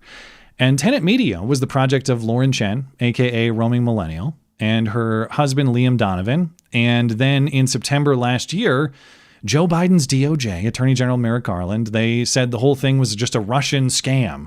It was a big Russian propaganda op that Lauren and Liam were paid illegally by Russian operatives who had failed to register as foreign agents, and that all of us on Tenet Media, the people who made content for Tenet Media, that we were duped into being unwitting Russian propagandists. I was famously or unfamously commentator 6 in the indictment. Even though, as I explained, everything I produced for Tenet, everything I gave them, I produced myself. I made myself. I had complete editorial control per the contract. Nobody ever told me what to say or how to say it. I never would have agreed to the arrangement if they did. And then after that indictment dropped, Lauren and Liam were chased off the internet and apparently around the world, according to her statement. Her social media accounts, including her YouTube channel, banned, but their money was frozen, seized. They say it's still taken from them. They theoretically could have faced charges. They never were charged. They were totally silent for a year until now. And Lauren releases this written statement on X on Thursday. That, of course, is the 1-year anniversary of the indictment, which was September 4th. And in it, she describes getting raided by 30 armed agents at their home. My understanding is they were living in Tennessee. They are Canadian citizens, but they were here on a work visa, and they were living in Tennessee. And she says that she's, yes, although I don't know what part of Tennessee, but I don't know if she was a fellow Nugan with you. I would have known that if she was a fellow Nugan. She might have been like in Nashville or something. I don't know. But I don't know either. But she says she's been quiet this whole time at the advice of her lawyers. She describes the stress and the health issues during the birth of their second child. Says she had to be induced to give birth to that child in March due to high blood pressure and other complications. She says the DOJ informed her in April that the investigation was actually closed. There was no public announcement about that. There was no press release, no press conference, but the investigation closed in April. The DOJ told her lawyers at the time. She describes the family's financial troubles. She says they took all her money. They won't give it back. She says they still have it, even though they were never charged. She says they couldn't get their visas renewed, so they had to leave the country. And now they're raising money on Give, Send, Go. And I don't know where I assumed they went back to Canada, but I saw in a comment of hers that they're not in Canada. So I have no idea where they actually are. I assumed they were here in the U.S. They're not. Yeah, their visas were not renewed, according to this statement. And I have some questions about this statement. Mm-hmm. And first, let me say I believe the claims of fact in the statement. They're consistent with my understanding. I have generally defended Lauren and Liam against the accusations made against them because based on the information that I have and the people I know who were on the inside, I don't believe the accusations against them are true. I don't believe that they tricked me or were deceptive with me as they've been accused of. My opinion about those fundamental accusations, that has not changed, but still I do have questions about this statement. Number one, it does not explain what Lauren and Liam knew and when they knew it. It doesn't explain how the Tenet Media Company originated. The central allegation was that Tenet was created through this fake investor who turned out to be these Russian guys, and that Liam and Lauren knew and that they tricked the rest of us about who was funding the company. So the question remains, did they know or were they tricked? Did they find out at some point and didn't tell people? At what point did they learn the investor's identity, or is the investor actually real and the DOJ is lying and it wasn't a fake person? We don't get an explanation for that in this statement. Number two, according to her description, Lauren has known since April that the investigation and the case is closed. She never forwarded that information to me or, to my knowledge, anybody else involved. Yeah, that was going to be my question, is has she contacted you at all now that she's broken her silence? That's kind of where I'm going here. I'm now breaking my silence, but not with everybody. Okay. Yeah. She's known that the case has been closed since April. Never gave that information to me. Now she says, hey, our reputations have been ruined. And again, I agree with that premise. I think their reputations have been smeared. Here's commentator 6 right over here. Reputation also smeared. Yeah. I've defended it to the best of my ability, and I've defended their reputation as well because I believe that the things said about them are untrue. But hey, if we're talking about defending reputations, the fact that the investigation closed without any additional charges would have been useful. And now I am informed that they've been sitting on that information for a half a year. Yeah. Lauren says in her Give, Send, Go, which is linked from the statement, that she had to use personal money. She and Liam had to use personal money to pay employees and cover tenant expenses. And I'm sure that's true to some extent. I'm not saying that's a lie. I want the public to know that I think that wording is very careful. That is to say, we had to cover our workers and costs. Okay, I was not a Tenet employee. I was a contractor. But Tenet did not pay me for the money they didn't pay me the money that's owed to me. They didn't pay me for work that was done in August of last year. They didn't pay me the rest of the 2 months on the contract that the contract called for. I ended up working all of August for free last year. Was not paid for that. Now, I didn't go after them or Tenet for that money because I knew that Lauren and Liam were in trouble and I knew that they were going to have problems. I didn't want to be one of those problems. So I messaged them at the time, like, hey, this is going to be a thing for you. I understand that. Please just get in touch with me when you're able to talk. I'm not going to come after you for contractual reasons. This is going to be lawyerly, but just like, I just want to know what happened. Yeah. I didn't want to be a part of their stress. Not at any point have I ever gone after them for money, and I'm not saying this is a lie, this statement, but it could be read by people who don't know when they say, hey, we used our personal money to pay the people we owed. That does not include me. Not a cent that I am owed per the contract was paid to me. I didn't ask for it. I was never offered it. And so read that statement to understand it excludes me. What about the other ones? What about the other content creators I was a part of? I don't know. I don't know. And here's the thing on this. I'm not about to go behind everyone's back and try to start gathering intel like, hey, what do you know about this? What do you did? You might be wondering, hey, Matt, why are you asking all these questions publicly? Why don't you just ask Liam and Lauren? I have tried. I have reached out to Liam and Lauren multiple times through multiple means. At this point, I have to assume that they're refusing to talk to me. They are not even acknowledging the messages I send them. And just so people understand, it's not like I barraged them with messages. Okay. I sent them a message when this happened last year, September 2024. Like, hey, let's talk when you're able. They never resurfaced. I never contacted them again. This statement comes out of nowhere without even a heads up to me. And now I'm sending them messages to try to just get them to tell me their side of the story, and I'm getting nothing. So I've sent them right now a total of 3 messages that have been unresponded to. And I know some of that is by email, and those are addresses that I know are active recently, and they didn't bounce back. So they're not like deleted or inactive email accounts.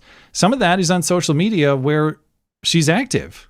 Like you got time to tweet, but you don't have time to respond to a direct message from me. So when we're talking about breaking silence, I find it very confusing and disappointing that you're able to break silence publicly and respond to people who are uninvolved, but you're unable to talk to me directly, even in a private setting where you can talk to me totally off the record. I'm not looking to like break some story here. I'm not looking to put you on the spot and grill you in front of, whatever audience I may have or something like that. I'm just looking to understand what happened, and they refuse to respond to me. In fact, at no point since September 4th, 2024, have Lauren or Liam ever reached out to me directly. They have said absolutely nothing to me at all. And they know how to reach me. It's not a mystery. So I would prefer to ask these questions privately.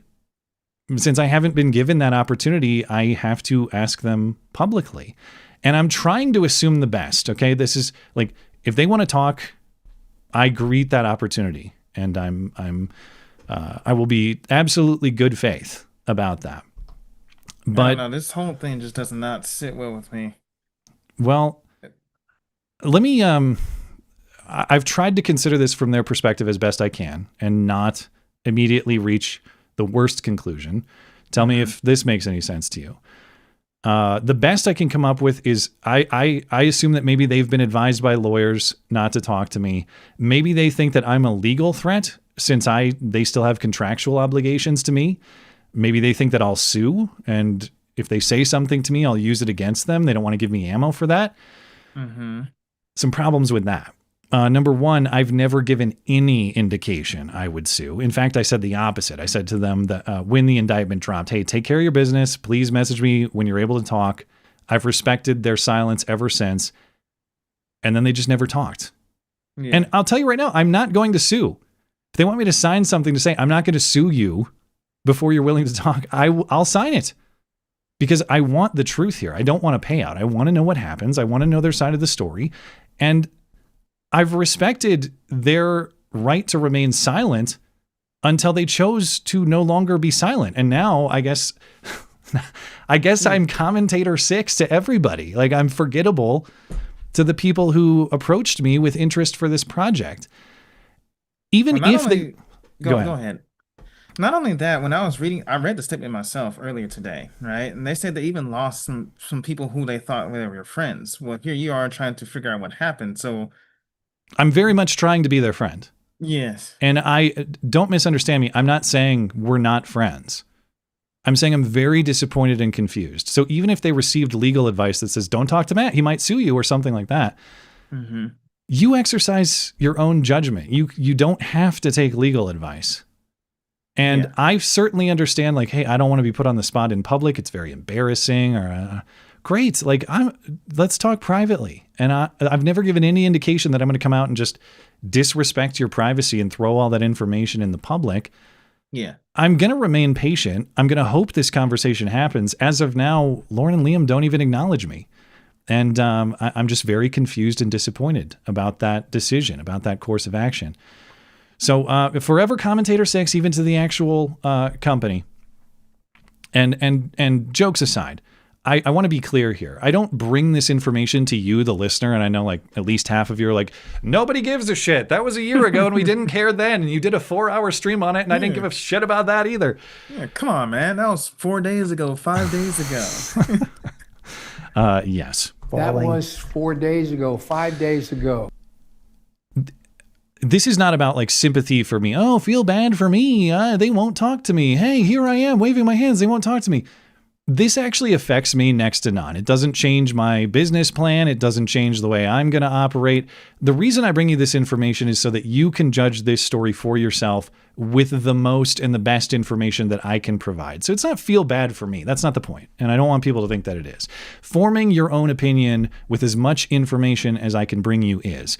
And this is a very odd mystery at this point. So I'm just going to leave it there unless and until they want to talk to me. But so far, I guess that's not going to happen. Anyway, do you have any other thoughts on that before we move on?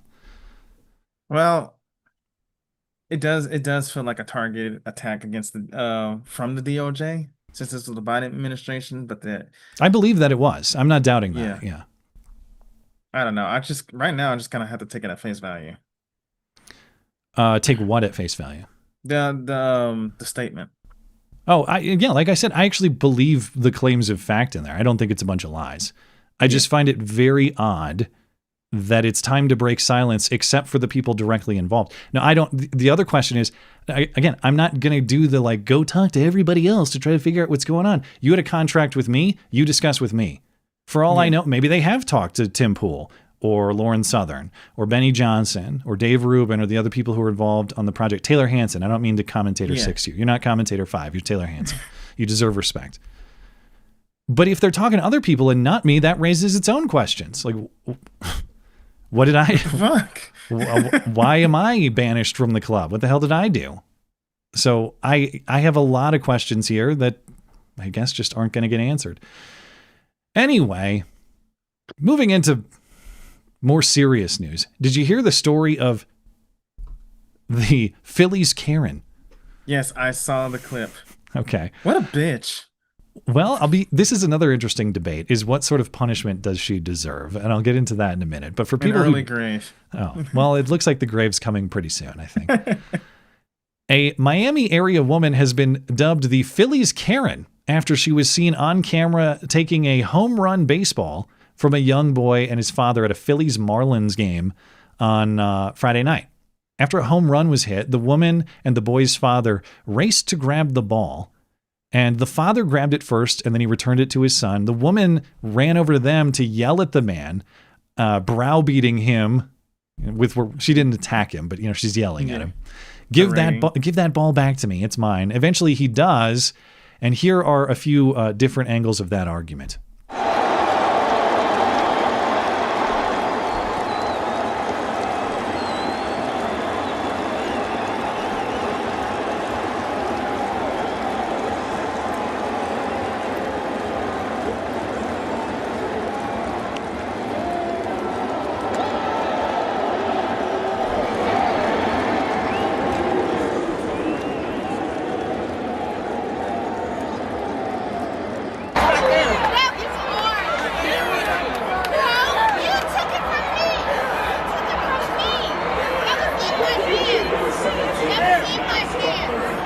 The American people are tired I do of have women. something to say real quick. Go ahead.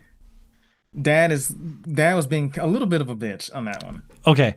We've reached our point of agreement, and I definitely want to return to that point. I'm glad that you can see objective truth in that case. Now, of course, it's speculation. Speaking of objective truth, now it's speculation. Yeah. But don't you feel like you can just guess this woman's politics just by looking at her? Oh yeah. What are the odds that she is a loyal Democrat who wants free everything for everyone right up until she thinks that someone took some of her stuff and then it's the end of the world? I don't know that for a fact. Just seems like it's more likely true than not. It's a pretty safe bet. I mean, just look at those glasses, bro. Oh, I can't see them from this angle, but I got a good view otherwise. Now, after the game, because I guess there were Phillies fans in Miami, that's who the father and son were, and I guess this woman too, but the Phillies, the team, they arranged for the player who hit that home run, Harrison Bader, to bring a signed bat to that boy. And I don't have video, but I don't think the Phillies Karen swooped in and stole the bat in that moment, but I don't know. I cannot confirm that. Now, there were claims that the woman had been identified, and there was all sorts of effort on social media to identify her. Who is this woman? We have to make her famous. Now, if you zoom in a lot, if you zoom in very close, I think it's actually pretty clear. It was Senator Elizabeth Warren. Senator Elizabeth Warren was at the game in Miami. Pretty believable, but apparently not. The woman, through this effort to try to figure out who she is, was incorrectly identified at least once, maybe a few times. Social media users said she was a woman named Cheryl Richardson Wagner, and that wasn't true. There were reports the woman was fired. Apparently that's not true. I've had difficulty finding credible information on what's happened here. But whoever she is, should she be doxxed and fired, Joshy? Go. Look, as much as I hate Karens, no, it's never right to dox somebody. Well, you're a bitch, just like that dad. Well, okay, fine, right? Go ahead. We'll dox a bitch and crucify her and burn her for good measure. All right, that's my evilness for the day. But seriously, though, on the top of that, I mean, I don't know why people.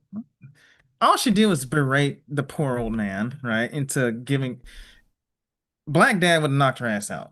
I'm just saying, right? But, well, you're kind of speaking my language here, and let me give you my perspective, which I didn't share with you prior. Yeah. No, even though she definitely needs to shut the hell up and she needs to be put in her place. Is doxing and trying to get her fired the solution? No. And I know that the left has been using this weapon for years now. It doesn't make the weapon good, and it doesn't mean we still shouldn't aim for de-escalation in that regard. No, does that mean I want this woman to get away with it? No. Oh, yeah, this is fine. Just look the other way. No. What is the proper solution? Simply saying no. It's being the Chad dad that you were talking about. And I'm sure that dad is a great dad, by the way. God bless him for taking his boy to the baseball game. He's present. That's what matters most. I'm not saying that guy's a shit dad. Probably the complete opposite. He's probably an awesome dad. But just in this case, he should have been like, bitch, get the fuck out of my face. You Correct. snooze, you lose. No, go away. No, no, no. In fact, a finger right in her face probably would have. Seriously. And it's not just for the sake of his boy, which he should have done, and for his own sanity, but for society. Matt Walsh had a really interesting tweet about the two stories that we've now talked about, both going viral this week. Of course, we had the stabber that we talked about earlier on the Charlotte light rail, and now we have Phillies Karen. And even though these seem unrelated, he makes a connection. He tweeted, quote, "It's fitting that these two stories are going viral at the same time. They are very much related. The reason the guy on the right was out on the street is because our criminal justice system is run by and tailored to the sensitivities of women like the one on the left." Bingo. Yeah. Now, of course, definitely got that look. We're judging by her appearance and her behavior for sure. We don't know her politics, but don't we though? Yes, we do. When people say, well, we shouldn't judge, we judge all the time, often and frequently, with harshness and extreme prejudice. If you're wearing those glasses... Don't give me that bullshit like, well, Jesus never judged. He said, no, Jesus said we shouldn't condemn people. Right? Well, there was a lot of judgment. I've learned that in my Bible study and a new church experience. Yeah. There'd be a lot of judgment going around here. So I judge freely and often. And by the way, judgment is good. Judgment is what allows us to separate from good and evil, from moral and immoral. The idea that judgment is inherently wrong. No, bad judgment is wrong. Good judgment is a requirement to live a good life. Yeah. Anyway, my point is, we don't actually have to resort to these morally questionable means of doxing a person, trying to get them fired. You don't need special weapons or internet savvy It just takes a society and a culture that looks that bitch straight in the eyes and says, no. You say no to women like this every time. I mean, women who are being insistent in your face in that way for a ridiculous reason. You say no every time, their efforts are going to be defeated. They're not powerful. They're not scary. They're just loud. And one word can defeat them if we have the courage to say it again. But it's not that N word. It's the original N word. No. Now, just have the courage to say it. I did see Tim saying that she did put the hands on the gas, and I wouldn't call that assault necessarily, but it does kind of demonstrate that she probably would have gotten physical if she didn't get her way. And then good luck. Yeah. She's going to get dropped off the third deck up there if she starts getting physical. Yeah. Yeah. Now, if he bitched out on that one, I would have been, all right, L dad. Sorry. All right. Well, I mentioned I had another episode of slugger violence that might be of interest to you because it involves a very large blade. It's body cam footage that was released this week. And I bring this up not just because it's an incident of special Joshy interest, given the weapon choice, but I think this is actually historic. This is an historic episode of slugger violence. The slugger, this is a slugger police shooting. Why is this historic? It's because it's a slugger police shooting that even Black Lives Matter doesn't care about. Even Ben Crump doesn't give a shit about this one. Al Sharpton hasn't even heard of this. The entire social justice outrage industry does not care.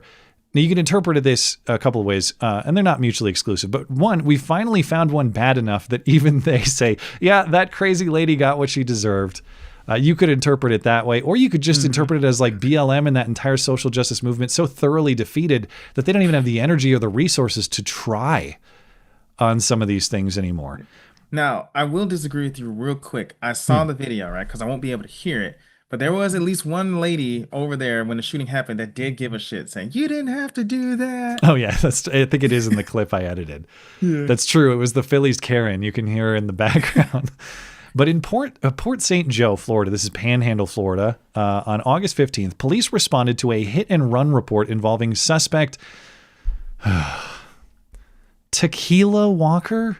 But it's not tequila like the drink. It's Tikila. She was conceived at, I don't know, at a Mexican restaurant, or maybe just Applebee's after a few margaritas or something like that.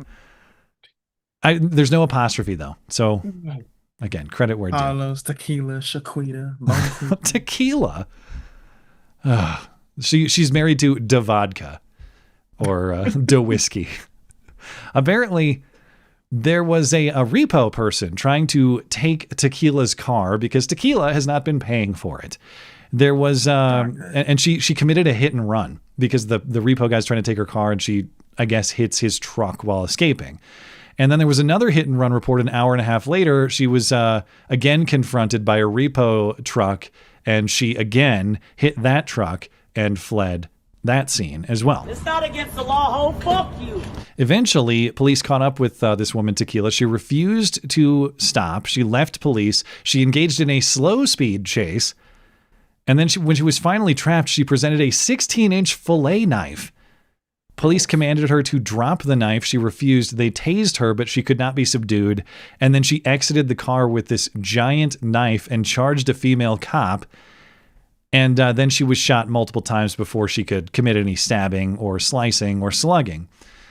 The video has been blurred during the moments of the shooting itself.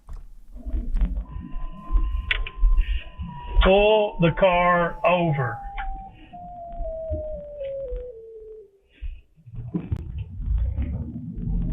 She just turned around me. Back off. I just want to know what in the hell's going on. No, I don't goddamn know. You tell me. Well, they're trying to repossess your car. What the fuck for? Because they say you didn't pay for it, apparently. Really? Yeah. Pull up here so we're not in the middle of the road. Just pull up behind me. Hell. They want, they can come get it, hell. Well, they're trying to. Don't try to. So I said, fuck them and it's come get my car. I don't know. Okay. Put it down, ma'am. Put it down. Drop the knife now! Drop it! Oh, put it down.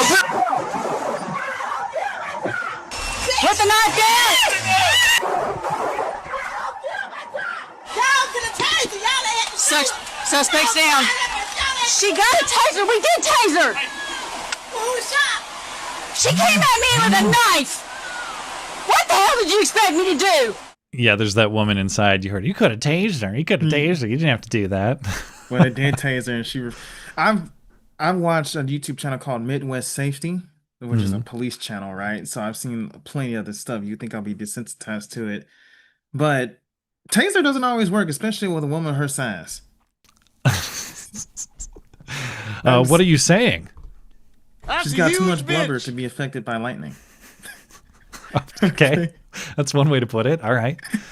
Look, I have to laugh at this because every time I see my people like this, dude, I feel a mix of rage, apathy, and sorrow.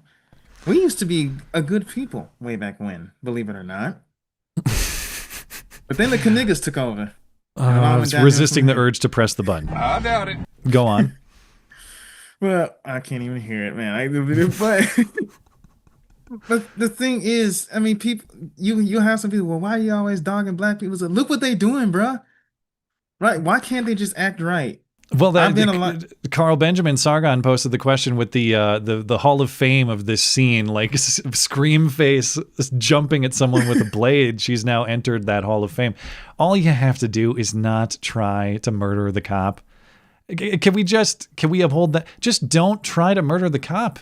You probably have a decent day if you just follow that rule. But just don't break the law. How about that? Well, I've been alive. Like last month, I turned 31. I've been alive for 31 years. Never broke the law. It's not hard. Well, get back to me in a few years. We'll see. Yeah, we'll see. We'll see how that goes. I'm just kidding. Anyway, You'll probably be arrested for wearing that hat around town more quickly than you'll be arrested for committing an actual crime. The way things are going. Yeah, probably. It's like I'll actually dare somebody to say, "Well, how can you wear that?" It says, "What you trying to say?" I can't wear this hat. You can argue the point. Yeah, this I'm black. I can wear this if I want to. This woman, Tequila Walker, she didn't actually die. She was shot twice, once in the upper right arm, once in the pelvic area, but she did survive. She's now charged with aggravated assault with a deadly weapon against a police officer and resisting an arrest. Now, I found out, hey, just like that guy from the light rail, this is not her first episode of this sort of violence. It turns out that she had another episode of traffic knife crime in the past. Apparently in 2016, she was arrested for aggravated battery because she stabbed a guy after a road rage argument escalated to violence. Fuck around and find out. So this time she apparently found out is the only difference. But I think she went to prison for that. I don't know. Now she's out again. Well, she was until she stabbed another guy or tried to stab another person. But I will emphasize, these actions are so egregious that even Black Lives Matter activists won't defend her. Why won't they defend her? And this is the great irony that many were tweeting about over the weekend as well. Because of the very body cam footage they've demanded for the last decade. Time after time, body cam footage disproves Black Lives Matter narratives, in this case so strongly that there really is no narrative at all. She just deserves to be shot. That's it.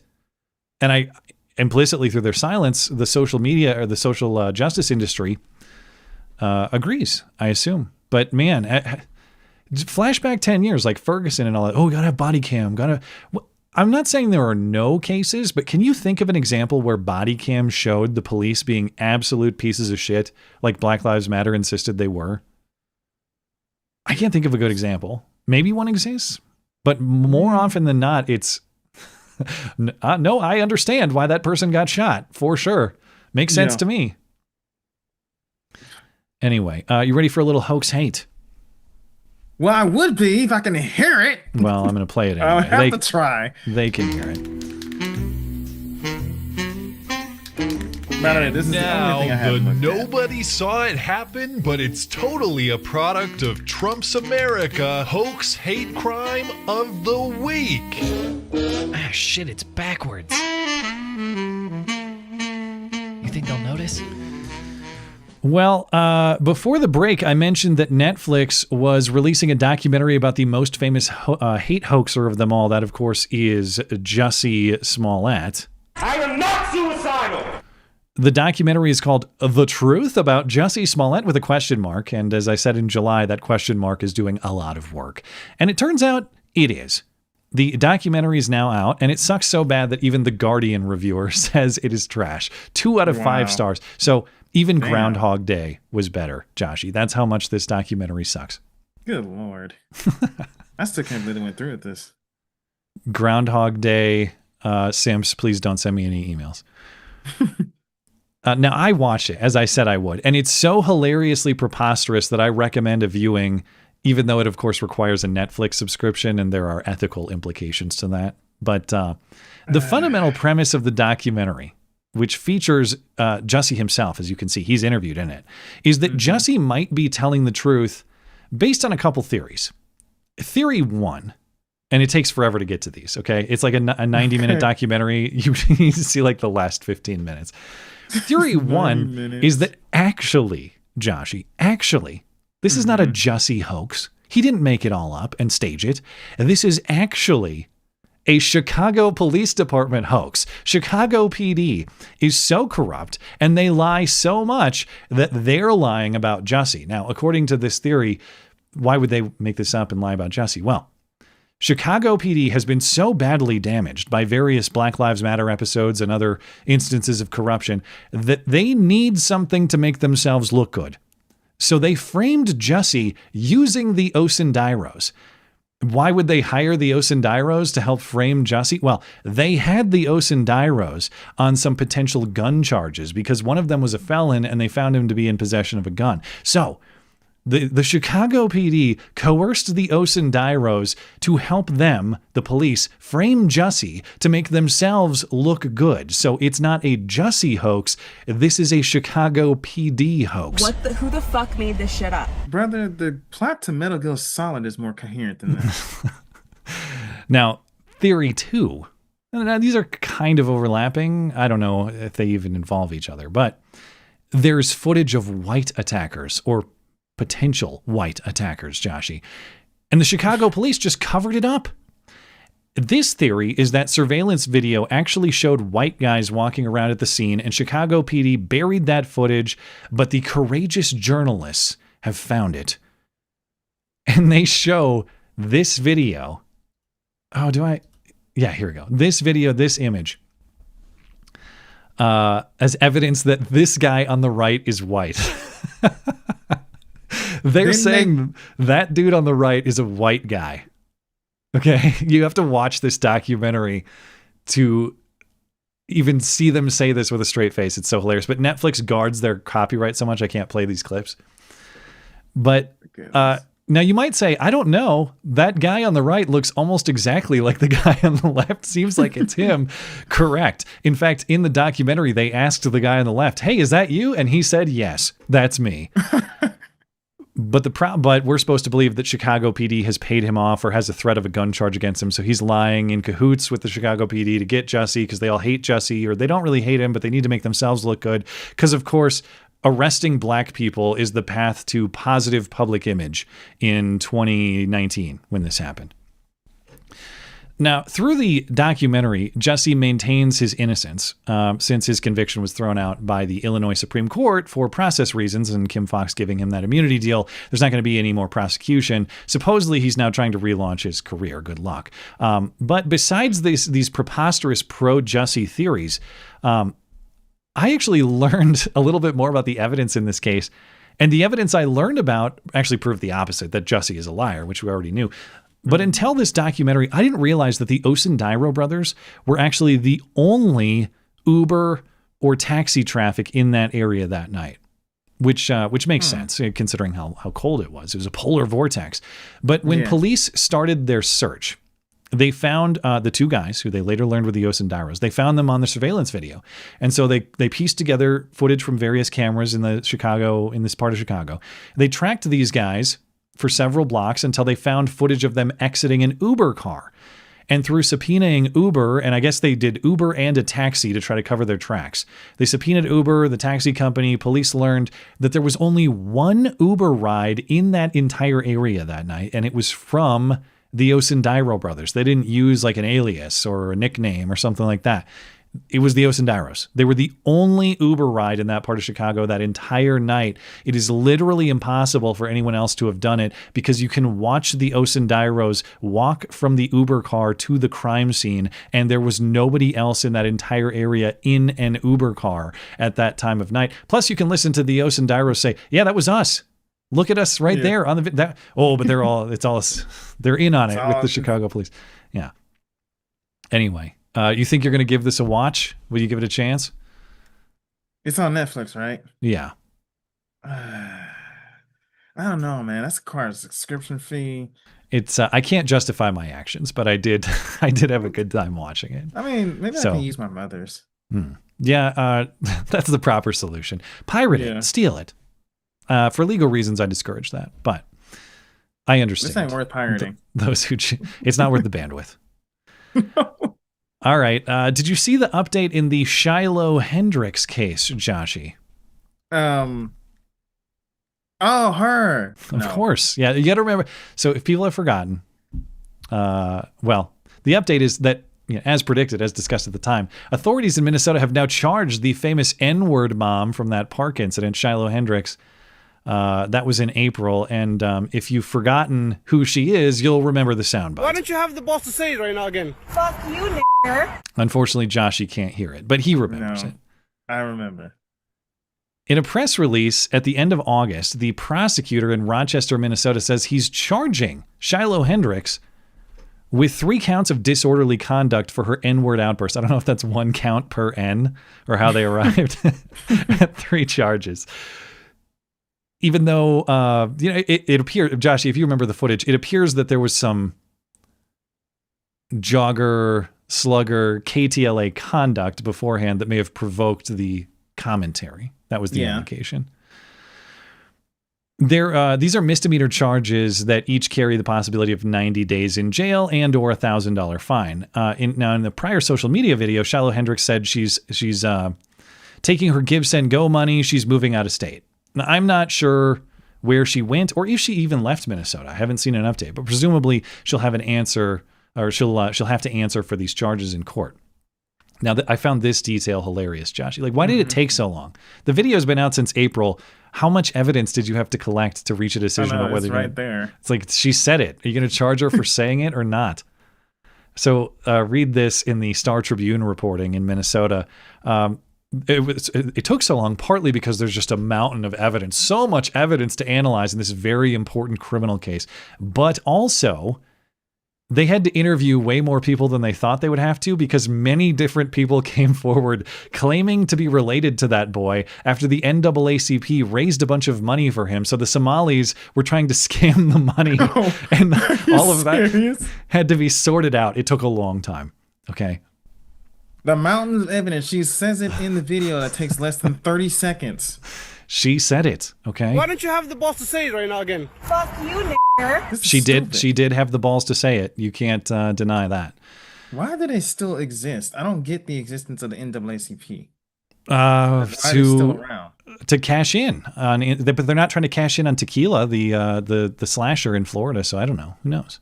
And they also need to change their name from colored people to people of color. Remember, National Association for the Advancement of Sluggers and Joggers and KTLA Americans. See, we solved it. Yeah. That's a difficult acronym, but it's better than the current one.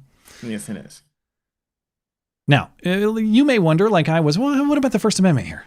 This is fundamentally a word crime, if there is such a thing. She didn't threaten anyone. She didn't commit any violence. She said a bad word a few times. And that said, though, the Supreme Court has recognized the concept of fighting words, or words that, in the words of the Supreme Court reasoning at the time, this is in the 40s, words that could provoke a reasonable person to violence or lawless conduct or disorder. So any drunken bar fight ever. Kind of, yeah.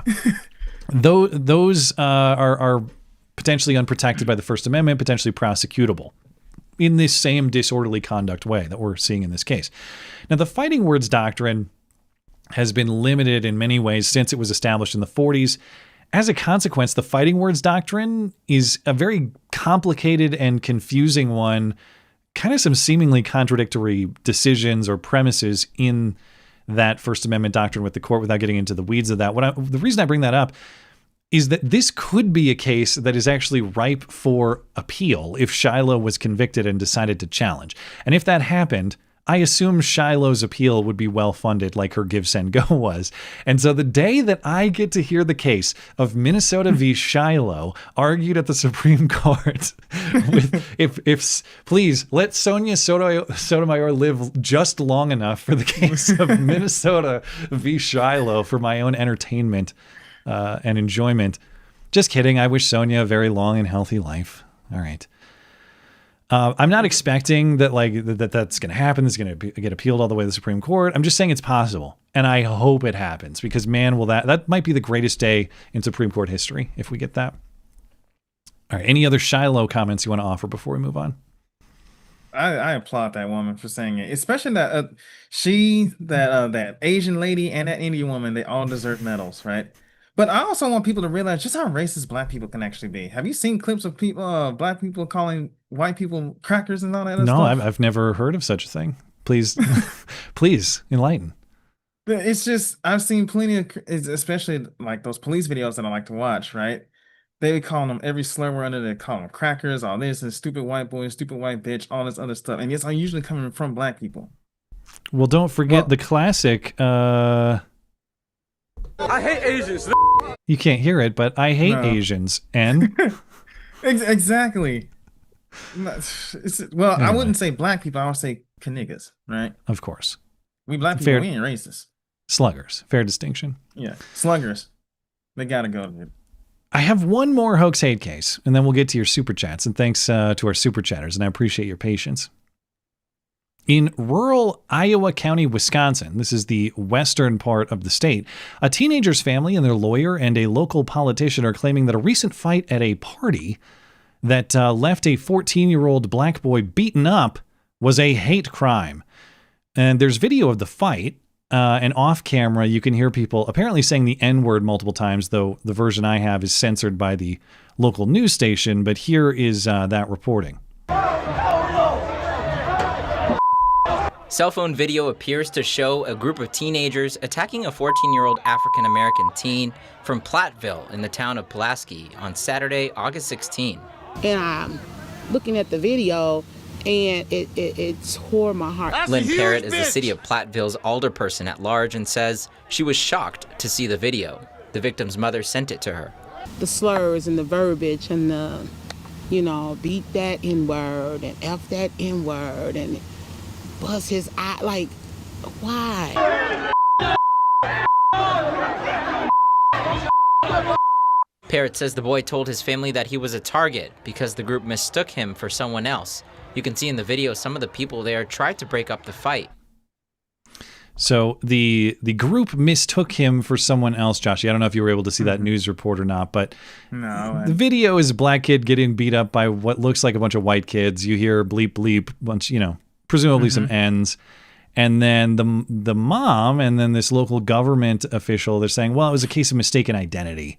They beat this kid up because they thought he was someone else. Well, if they were motivated by anti-black hatred, why would it matter who they thought he was? I thought they were just attacking him based on their anti-black hate. Hey, there's a black kid. Let's get him, guys. Dig a little bit deeper into the story, and you'll see why that mistaken identity matters. You can hear in the video some of the people present accusing the teen of stealing guns.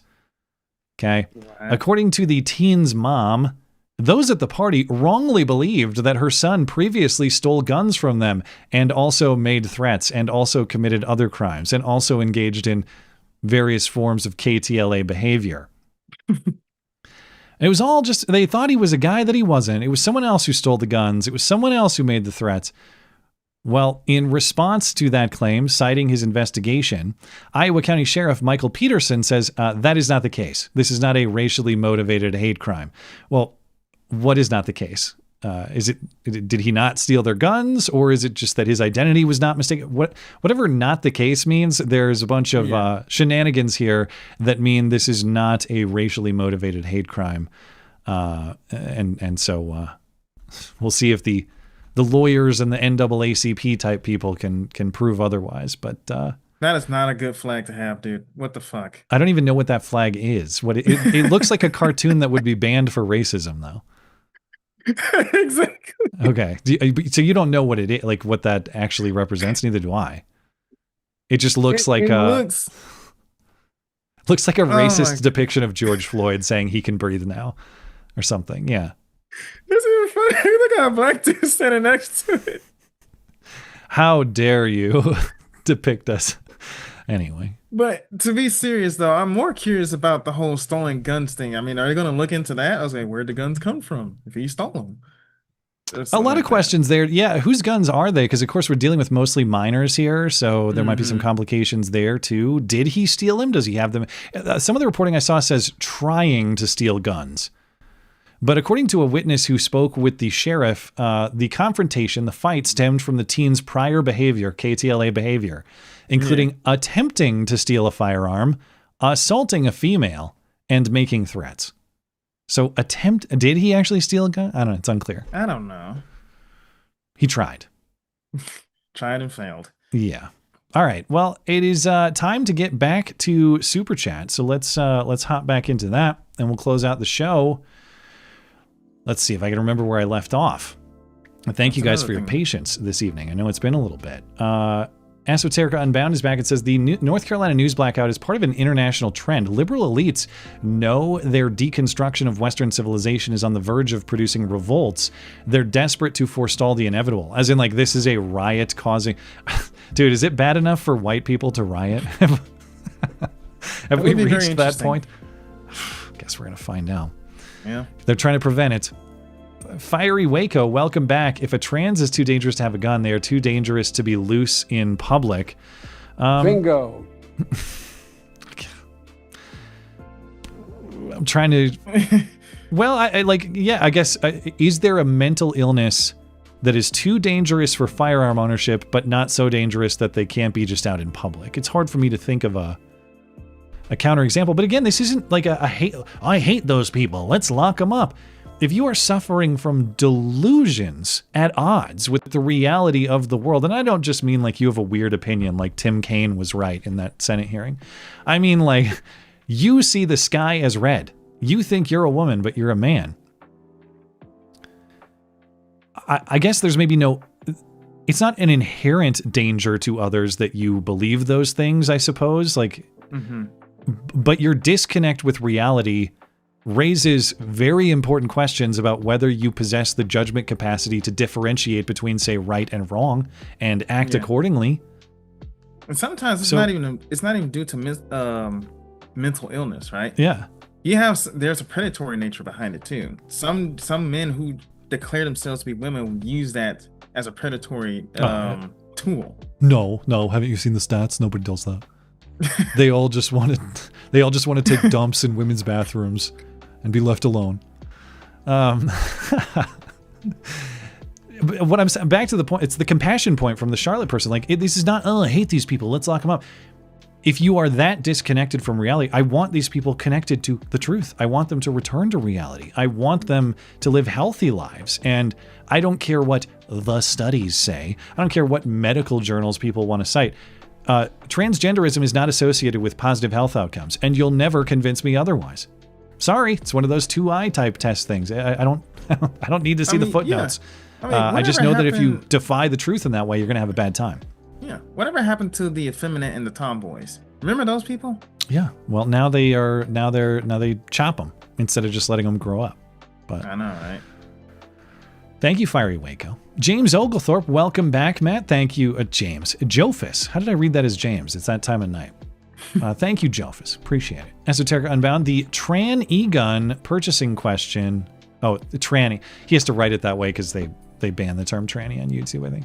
Tranny gun purchasing question demonstrates once again that libertarians have strong understanding of constitutional principles and a predilection for dumbassery. Bingo.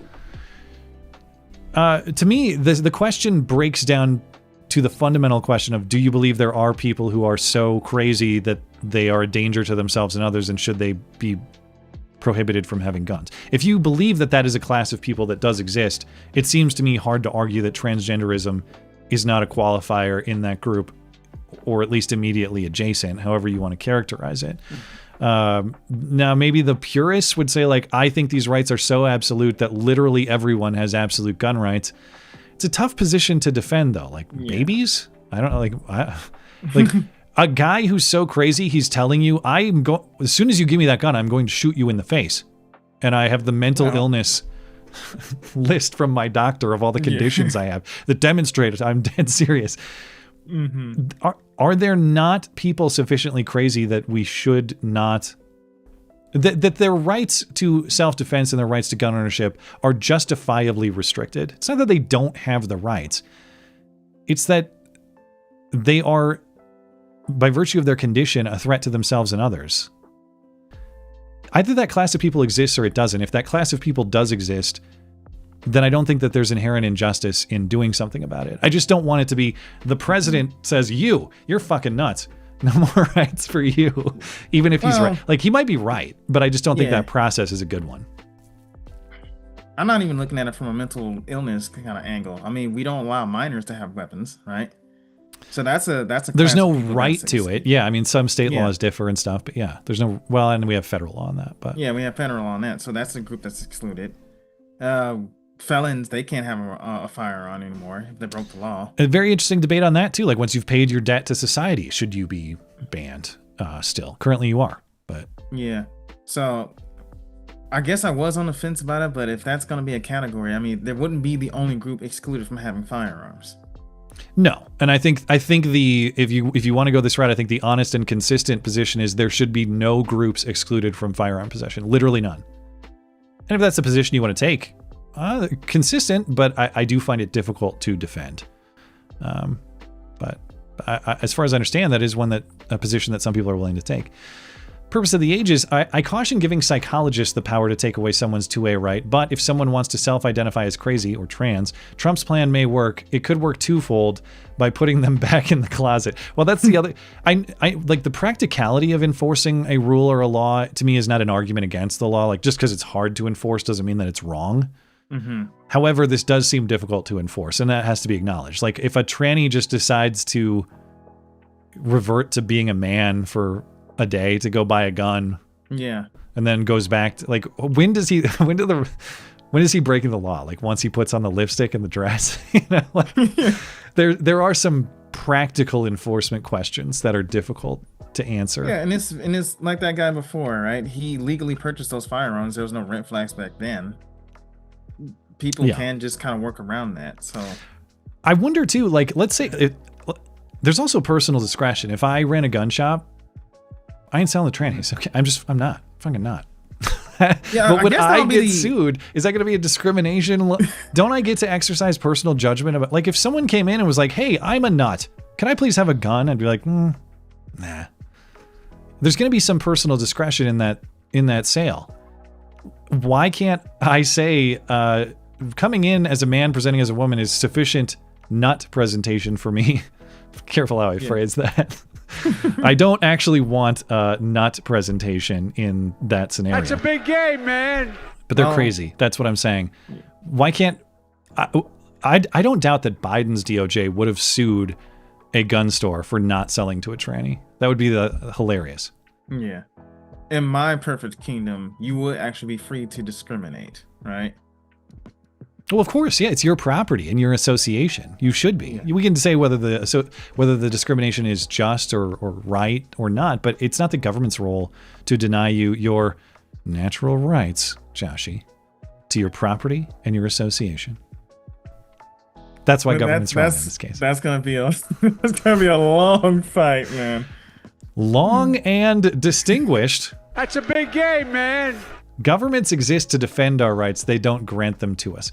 Yeah, that's another way of phrasing it, I think. Like, it's a question of origin. And I still hard disagree with that. Not only when look, I agree you got 15 seconds. 15 seconds. Okay. Not only do our government, and we're not even just excluding natural rights, but not only do they give us the rights, they're also designed to protect the rights. I just don't think that God-given rights actually exist. Shut up. I agree that there can be law made by God, yes, but that's... Moving on. 15 seconds up. Okay. The disgruntled DM. It's I like a different Virginian statesman. Hold these truths to be self-evident that all men are created equal. They are endowed by their creator with certain unalienable rights. Bingo. This guy gets it, Joshy. Thank you. That DM wasn't even very disgruntled at all. It was very nice. Esoterica Unbound. Tim Kaine has always been an idiot, and just like that, the show degenerates into his discussion. The show, degenerates into a discussion, or why can't I read that word? The show, what's the word I'm looking for? Well, anyway, the show descends. Let's put it that way before I create another epitome moment here. The show descends into a discussion of race and IQ. Winky face. I don't know. Are you taking shots at Joshy? Is that what you're doing? How dare you? Anyway. How dare you? Way to be brave and pull the trigger on the hair, Matt. You look 20 years wiser. Well, thank you. You know, I hope people will say to me, should have done it a long time ago. And that's true. Should have. You always want to be like ahead of that rather than too far behind. I'm definitely too far behind. But it's one of those things, like, if you're a guy in that situation and you're wondering, like, should I do it? The answer is yes, you should. And, you know, for men, I don't know if it's most men or how many men will face this in their lifetime, but it's a lot. And life gets easier when you do it. You're not like you're not dealing with that anxiety anymore. You're not dealing with hair maintenance. You may not look like Fabio, but you still look distinguished and respectable. And you don't really have to worry about it anymore. You know, part of this for me is like the anxiety of changing your appearance in the public setting and like having it go bad. Other than aging, though, the nice thing is once you do this, you're never changing your appearance again. Ain't no hair to change anymore. So you take that plunge once and you're beyond it. And now, until I become a wrinkly ass old man, it's fine. But Joshy, I confess too, and people might be able to see them maybe on this high definition DSLR camera. I got gray hairs in here. I got gray and white beard hairs coming in. So that's the next hurdle. I got gray hairs already, and I've been having them since like middle school. I never incorporated into my locks. Well, so, you'll look like Whoopi Goldberg. You'll be very distinguished. Lord, why would you? Whoopi's descent into madness breaks my heart because I descent. When was she ever sane? Way back in the days of yore, when I was a young kid. When she was voicing the hyena in The Lion King, or when she was in Sister Act. Yeah. Or what was that other one? You know what's weird? Sorry to quickest. I watched The Lion King with my son over the break because it's one of the best, not just father-son movies, but like best movies of all time in my opinion. And I wanted to watch the new prequel, Mufasa, but my son needs to understand the basic premise of The Lion King. Before we do that. So we watched the original. Of course, I'm going to watch the original 94 animation, not the new one. And Whoopi's in there as the voice of the hyena. Have you watched the original animated Lion King anytime recently? Not recently, no. That hyena even looks like Whoopi. I don't know how they did it, but the hyena looks like Whoopi. It doesn't just sound like Whoopi. They made that hyena look like Whoopi, and I don't think they would do that these days. No, it's supposed to kind of distinct. There are certain characters, like in cartoons, that's supposed to kind of look like the person they're being voiced acted by, so you can kind of know who's doing it and whatnot. So I've recently learned that the reason why I haven't gone back to watch old Disney movies and everything is because I've learned I kind of hate musicals, right? But The Lion King has such great music. They're not all hits for Disney, but The Lion King is. It has great music, and that's one of the only. That and The Jungle Book, I believe, are some of my favorites, right? Oh, and Princess and the Frog, I like that one too. So. Thank you, McScruffles. Tortuga, hope you had a great break. My friend spent ours stuck in Toronto, or my family spent ours stuck in Toronto for 4 days because of Air Canada and their strike, and had to spend $2,000 on hotels, taxis, etc. Toronto is literally Bangladesh now. Well, man, I'm sorry to hear the troubles for your family, but I hope you got back okay. And thank you for the well-wishing, and I hope you had a good trip, or at least as good as you could, circumstances considered, and all the best to you and your family, sir. Appreciate it.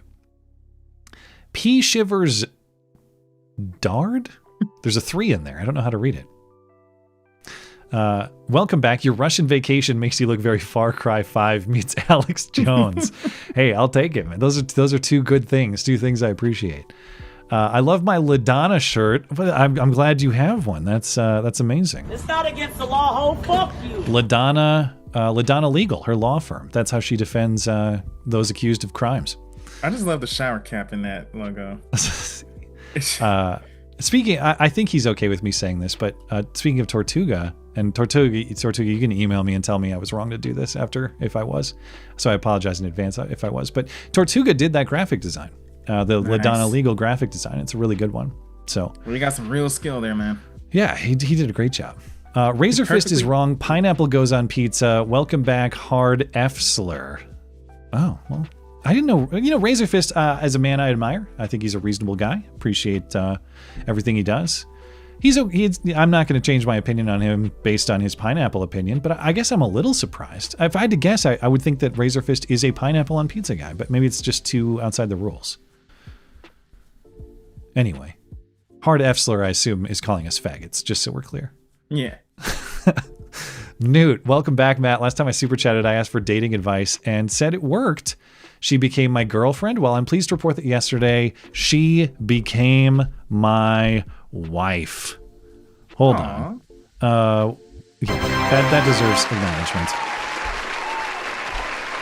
We love you. You're very special. Thank you. Your advice was invaluable. Well, man, I appreciate the nice things that everybody has to say, or, the jokes about me too. That's fine. But when I know that I've had a positive impact on your life in that way, I mean, that's a very high honor, and I appreciate that, man. When I got clearer on women and marriage and children and got that philosophy in my life sorted out, my life got a lot better. Not that it was terrible before, but just got a lot better when I figured that stuff out. And so to know that I've been a part of helping you figure that out is that is the highest honor to me, and I really appreciate it. Thank you, Newt, and congratulations. Yeah. Once I beat my gay allegations, I hope to be married to. Well, I mean, soon you could say, "Hey, I'm Joshy Boy from Matt Christiansen Live," and they're all just going to come flocking if this works out. Or just wear the hat. They're going to be attracted to the hat naturally.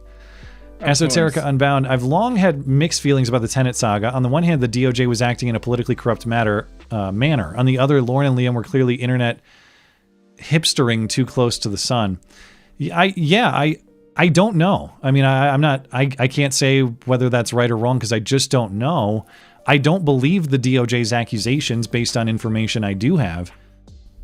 But as I said, I'm not going to go through it all. It is very confusing and very disappointing to me that they don't think that it is wise, appropriate, courteous, or even just a basic gesture of professionality and friendship to say, "Hey, Matt, we've been advised not to speak, so we're not going to right now, but we hope you're doing well. We'll get in touch when we're able. Thanks for reaching out." A sentence, like even before this statement was released. "Hey, Matt, I'm going to release a statement on the Tenet stuff. It doesn't talk about you specifically because you are Commentator 6, but, it involves you indirectly. So just letting you know that's going to be out there and you can talk about it if you want. Even just, hey, I exist over here. I was impacted by this in many of the same ways that you were. Can I get that? Can I get just like that hello wave? Is that asking too? Something is, I want to be careful here because I don't want to make accusations I can't substantiate necessarily, but just as someone who considers myself a friend and a business associate, and just something's off. Something's not right here. Maybe I'm wrong. And if I'm wrong, like by all means, privately or on this show, come tell me like, "Dude, Matt, you're full of shit. You don't understand." Great. And if I have information that demonstrates that, even if I can't tell the public, I'll come right back on the show and say, "Yeah, I was full of shit. I can't tell you, but I've been given information that explains the mysteries that I discussed previously." I hope I get to do that. Hopefully, because that would be very helpful. So yeah, something's weird there. Esoterica Unbound. Matt recommends the Jussie documentary yet again. This is Groundhog Day. I know you are the biggest Groundhog Day simp in the audience, Mr. Esoterica Unbound. I guess we now know what kind of grass he's been touching during his month off. All right, that's a pretty good one. Although I've only touched that kind of grass like, I don't know, like half dozen times in my life. And I haven't touched it for the better part of I think the last time I touched that kind of grass was like 2019. And I regret that experience very much. For me, that grass came in the form of a gummy. Are you an active user? And you don't have to answer if you don't want to, but no, I smoke pipe tobacco. Very distinguished. Yeah, I was gonna smoke it during the first super chat break, but I was like, I don't want to do that. I mean, it would have been fine, but I'm not gonna do that. If you want to smoke a tobacco we have to. The feds might require us to notify the kids that tobacco is linked to chronic conditions and diseases. But if you want to smoke pipe tobacco on this show, that's quite all right with me. You just have to wear your hat as part of the uniform. Long and distinguished again. Wait, I have to acknowledge that one properly. That's a big game, man. Remember the COVID era poll where a plurality of Democrats thought vaccine skeptics should be jailed or have their children taken? Yeah, those were bad. I do remember that kind of stuff. Yeah. And the Karen, I don't know if this is in reference to the Phillies Karen or not, but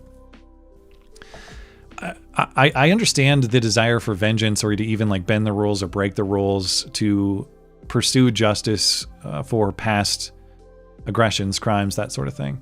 Mm-hmm. I'm not saying that that instinct is wrong or you're bad for having it or anything. I'm saying that the goal has to be the reduction in that sort of abuse at some point. And with the Phillies Karen, if we can reduce that sort of abuse just by saying no, go away. That's one where I'm team no, go away. Like if you don't have to resort to crazy tactics, don't. Just tell her to shut the hell up. Yeah, Dad should have just like, fuck you. And that would have been the end of it. Yeah. Oh, now you're doing it. I didn't. Okay. All right. Sordid Sentinel, pleasant surprise to see you back. Glad to see you are well and take some of my money, please. All my best always. Well, thank you, Sordid Sentinel. Glad to be back. I appreciate your support for the show very much. I know we have a few more over here on YouTube. I'm going to come back to these, okay? Because I've been way off Rumble for a while now. I left off with Ninja Kitty. We'll come back to Dangerous Spaces. I was grocery shopping recently and saw someone in a dress and makeup that really looked like it might be a dude. Hard to tell. I was trying not to stare. Then oh, this is the one I read. Yeah, the voice was a tell. That's right. Okay. Ramsey C says, Joshy boy, I've been married to a black woman for 15 years and have 2 kids together, and she hasn't given me my N-word pass. Who gives out the pass? Can you give it to me? Is it automatic? Nah, dude, I lost my black card. I can't give it to you. They don't even let you have one. Mm-mm. Yeah. Well, good luck, Ramsey. I'm sure someone will give you the pass that you deserve. Dangerous Spaces. There's something that pisses me off about the gender-affirming care BS. If you don't explore that mental illness, you'll likely miss other mental illnesses. For example, a desire to kill kids. Well, how far down this mental illness rabbit hole are we going to go? I suppose that is part of the problem, potentially. But yeah, there are lots of them. Lots of delusions, lots of moral confusion. Maybe illness is the wrong word, but moral confusion certainly characterizes our time, I think. There's a lot of mental illness too. But Ninja Kitty Bonks. Joshy, I would say this. Natural rights are given by God, but enforced by the government. Does that work better? Or not enforced by the government?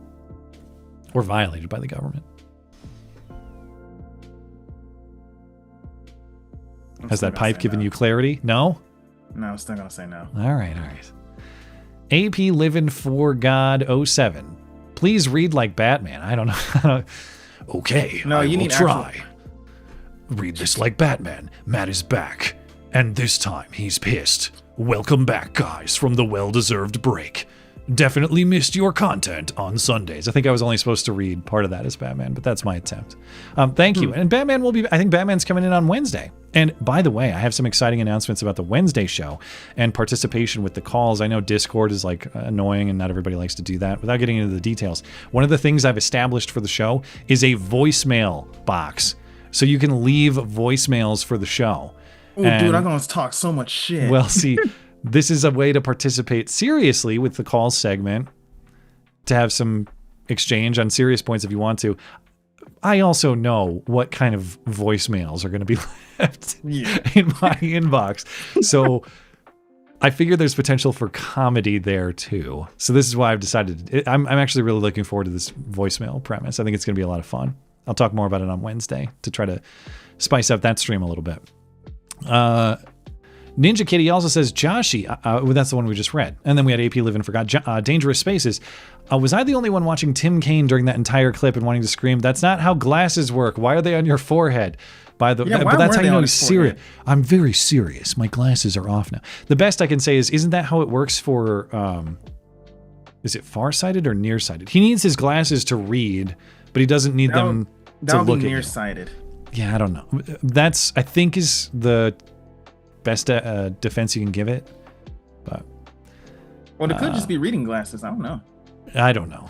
Don't ask me. You're the Tim Kaine fan. You're the Tim Kaine expert. You justify him. Well, let's see. You know, just no. I'm not gonna even go there. All right. Donnie 5000. Lots of people do it. You happen to do it well.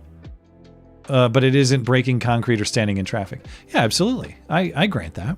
And, you know, I'm sure you're kind of like joking, half joking, half serious. And I take your point. Like, once again, I feel tremendously fortunate to do what I do and call it a job and take care of my family this way. I hope I can do it for the rest of my life, God willing. And if not, I'll find another way to provide for my family. And I hope I don't ever present myself like I'm doing backbreaking labor. I will say this to your point on, like, you had a month off and you couldn't start the show on time. I mean, we were talking about a 5-minute delay. I granted, that's not what I aimed for. But the other thing I'll say, Donnie, it's not just like, oh, look how talented I am. I'm so good at this job. Nobody else could do it. when you actually consider how many technical pieces have to work together in harmony for a show like this to happen, it's kind of miraculous. And yeah, it's happening on the internet every hour of every day. It's sort of the norm of the world that we live in. But what I'm saying is one thing, like there's dozens of things I have to keep track of to produce this show. One thing going haywire can derail the whole thing, and this happened to be one. Now, is it my fault for missing that in my effort to check all the boxes before we're ready to go? It was my fault. And the change happened because of an update. I should have gone back and checked it. I take your point. Like, yeah, of course I don't want that to happen. I want to improve. The duct tape bit is half serious, half joking. I don't want it to be a crap show, but you know, other productions are people behind the scenes pushing the buttons, doing all the work. This show's me and my friend that I'm talking to. That's it. So, you know, there's a lot that can go wrong, and all it takes is one little piece. So it's tough. But I'm not calling you out, Donnie. I get what you're saying.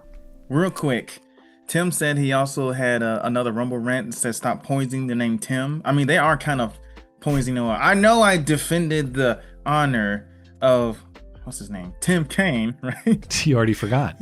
Yeah. I can't believe he was running vice president. I can't believe I forgot that. I didn't even know that, actually. I didn't forget. I just didn't know that. Donnie 5000 now, on this point, will agree. Pepperoni and pineapple master race. Great combo on pizza. Exactly. No dispute there. The anti-pop. If you're getting paid to do something you do for free, you win. Well, first of all, thanks for supporting the show. I am not going to be niggardly. And yeah, I mean, I feel fortunate in that way. Like, if let's say tomorrow I won the lottery. What is it, like a $2 billion thing right now? If I was lucky enough to win the lottery, would I still YouTube? Would I still stream? Yes, in some capacity, because I love doing it. I don't know if I would do it to the degree I do it now, like what I would consider to be a full-time job, given the hours that I put into it. But I like doing it for its own sake. I love doing it for its own sake. So would I do it for free as a hobby? Absolutely. And so to be able to do it as a livelihood is incredible fortune, for which I'm very thankful, and I don't overlook or take for granted in any way, certainly. And thank you, Antipop. Laughing Boy. Sorry, do you have a thought? Well, I want to be a farmer later on in my life, right? But if I won the lottery, I mean, I'll still farm. That's what I will do. Yeah, like and that's kind of a point of like just independence, sustaining yourself, all that. Like, if you won the lottery, would you just become a pathetic version of yourself and never work at anything ever again? I hope not. I hope you wouldn't use it as an excuse to become lazy and pathetic and non-productive. So yeah. And thank you, Antipop. I do feel like I've won. Even if I have to stop doing this tomorrow, to be able to have done it for as long as I have, I feel like that's a major win. And I appreciate everybody for making that possible for me and the rest of the people involved in this show, and Joshy Boy and his pipe there. Yeah, you got to put tobacco in that pipe. Yes. Laughing Boy. I'm betting that Tim Drool, his words, not mine, got him. Tim Drool and Dave Rubens, lawyer, got done with him, and they probably decided to shut out everyone. Also, the FBI isn't forwarding messages. The FBI probably isn't forwarding messages. Yeah, I mean, the FBI contacted me at the start to say, Matt, we think you're the victim of a crime. Would you like to talk to us? And I said, not really. You can come back to me if you're going to try to force me to talk to you, but other than that, no. I guess I could have emailed the FBI and said, hey, are you still investigating? Not really eager to have contact with the FBI, though. And yeah, I'm not expecting the FBI to talk to me. But it's the information that the DOJ gave to them by their own description, them being Liam and Lauren, that they chose not to give to me. I don't know if they gave it to others. Useful information. Would have liked to have. And I don't know. I have no information about what the relationship with other people is. The other people contracted. Don't know if they have good relationships, bad relationships. Don't know if people were paid this, not paid that. Don't know. And I'm trying not to dig into that because it's not really my business. I had a contract with them. We have a direct relationship. Why would I go working behind the scenes when I could just talk to you? Yeah. But they won't talk to me. That's a smart move. Tank 1562. The dad is a pathetic cuck. He set a horrible example for his son to just cave to the insane liberal Karens. It's harsh, but I don't know that that's totally unfair. I mean, it's not. Look at the disappointment in the kid's face when he had to give up the ball. That moment is ruined. Yeah, it's yeah. I hope the dad was just kind of caught up in the moment. He's thinking like, okay, I just want peace with my son. To make this lady go away, I have to do this, and then she'll go away. I get what I hope was a knee-jerk reaction. Doesn't mean I support it, but yeah, I just think if all of us as men don't put ourselves in position to have that knee-jerk reaction, if we think about this stuff ahead of time, okay, if I see a lady like that coming at me to get in my face and tell me to do something, I'm going to exercise the magic word. No. The N-word they haven't banned yet. No. Yeah. Think about it ahead of time. Make your plan and exercise it. I wonder if, Tank, I also don't know if that dad, like, I don't think anybody's talked to the dad. Maybe the dad agrees. Maybe, I don't know if he would agree that he's a pathetic cuck, but maybe he thinks like, hey, I didn't handle that right. I should have done this. He might agree with the general premise. Donnie, you can put a crazy only on whatever list you want, but they only need access to bleach or chlorine and ammonia to make a WMD. That's true. You can do a lot of things, and I suppose that's a case like to the prior super chat. If they're too crazy to have a gun, like on what basis are they out there walking among us? I don't want to go just like locking up everybody who is deemed a danger and creating some sort of insane police and prison state. But does anybody seriously doubt that we're on the wrong side of that spectrum? That is to say, if there are societies where you're locking too many people up or institutionalizing too many people, and societies where you're not doing enough. Where on that spectrum are we? Does anybody seriously believe that we're in an era where we're locking too many people up?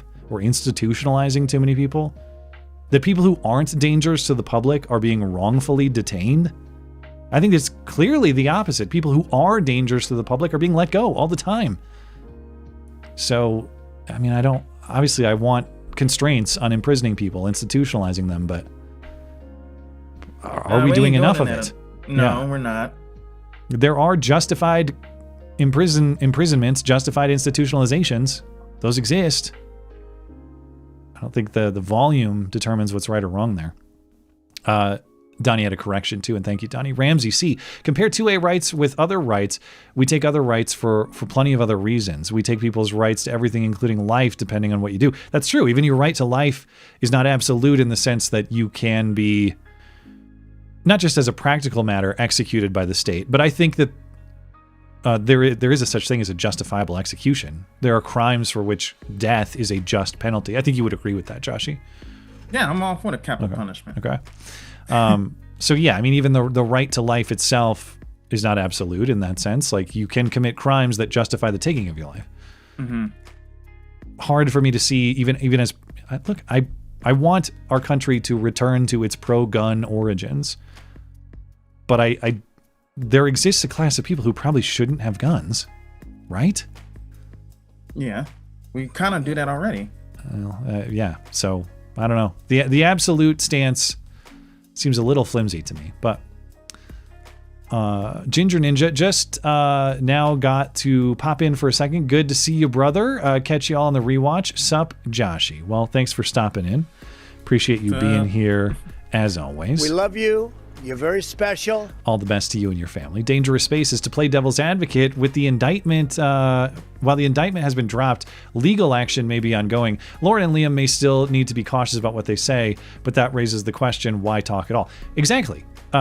True. I fully understand, even if I disagree with the advice, obeying legal advice not to talk. I'm just having a hard time understanding or thinking what lawyer would say, by all means, not just release a statement publicly, but like tweet about whatever you want and respond to randos on Twitter, but don't talk to the people directly involved in this.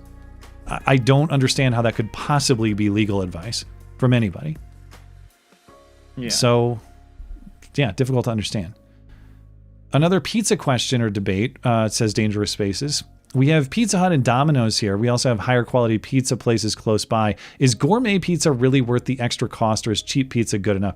I'm actually, for the most part, I'm kind of team cheap pizza, and there's no finer cheap ass pizza or no crappier pizza than Little Caesars. you could still get a large pizza there for like $5. That is true. They are good, cheap pizza, but good for the money, maybe.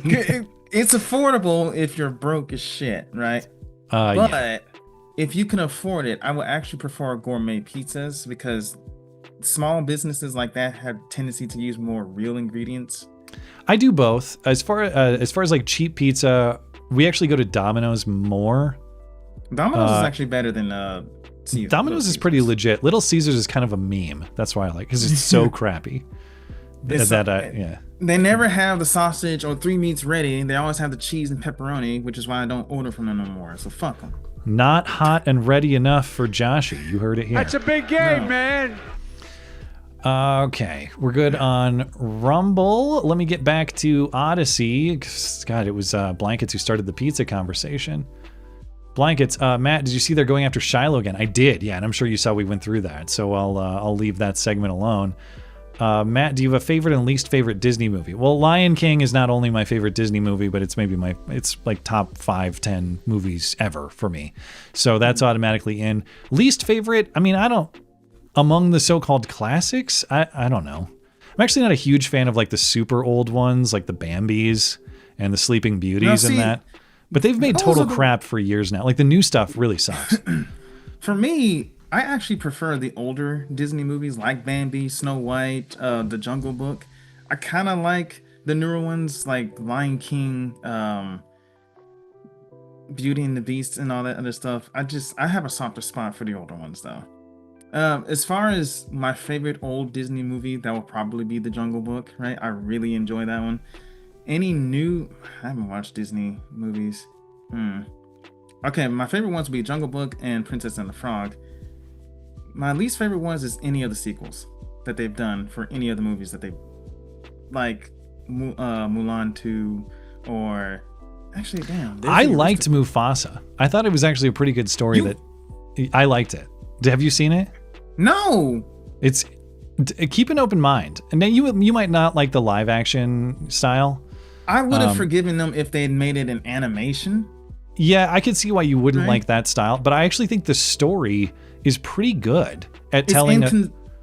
Go ahead. What I thought you said you hadn't seen it. What's inconsistent? I've seen a review for it. Oh, you trust movie reviewers? You would trust me if I said it sucked? Well, if you said it sucked. But no, my thing is that I look at movie reviews just to kind of gauge if I want to go see it or not. I'm telling you, it's not like it's tiers below the original Lion King. Don't get me wrong. Yeah. I'm telling you though that the reviews that trash it are wrong. I think it's actually pretty good.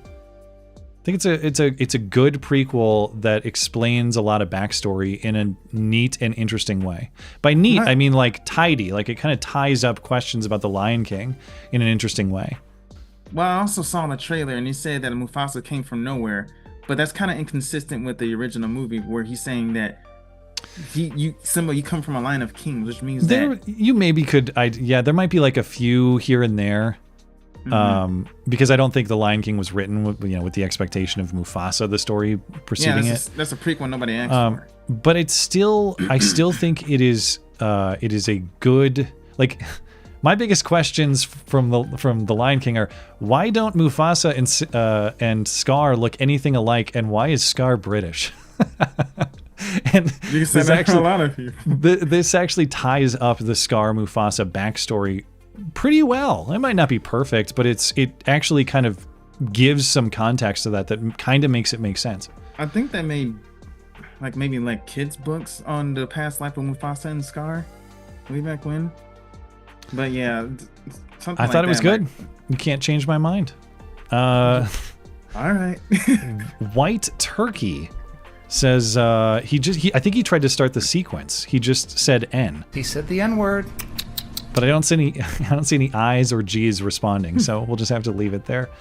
Orthodox Christian Andrew, my podcast rotation took a serious hit this past month. Good to have you back, you dumb bastard. Well, thank you. I'll take that compliment. And I'm glad to be Andrew Wilson. Is that him? Is it that Orthodox Christian Andrew? I don't know if that's him. I doubt it, but we can hope. Yes. I know you're a fan of the guy, though. Yes, I'm a huge fan of the guy. Imperious, this is what you get for putting your race last. Jeez. I'm a race traitor, I guess. What do I get though?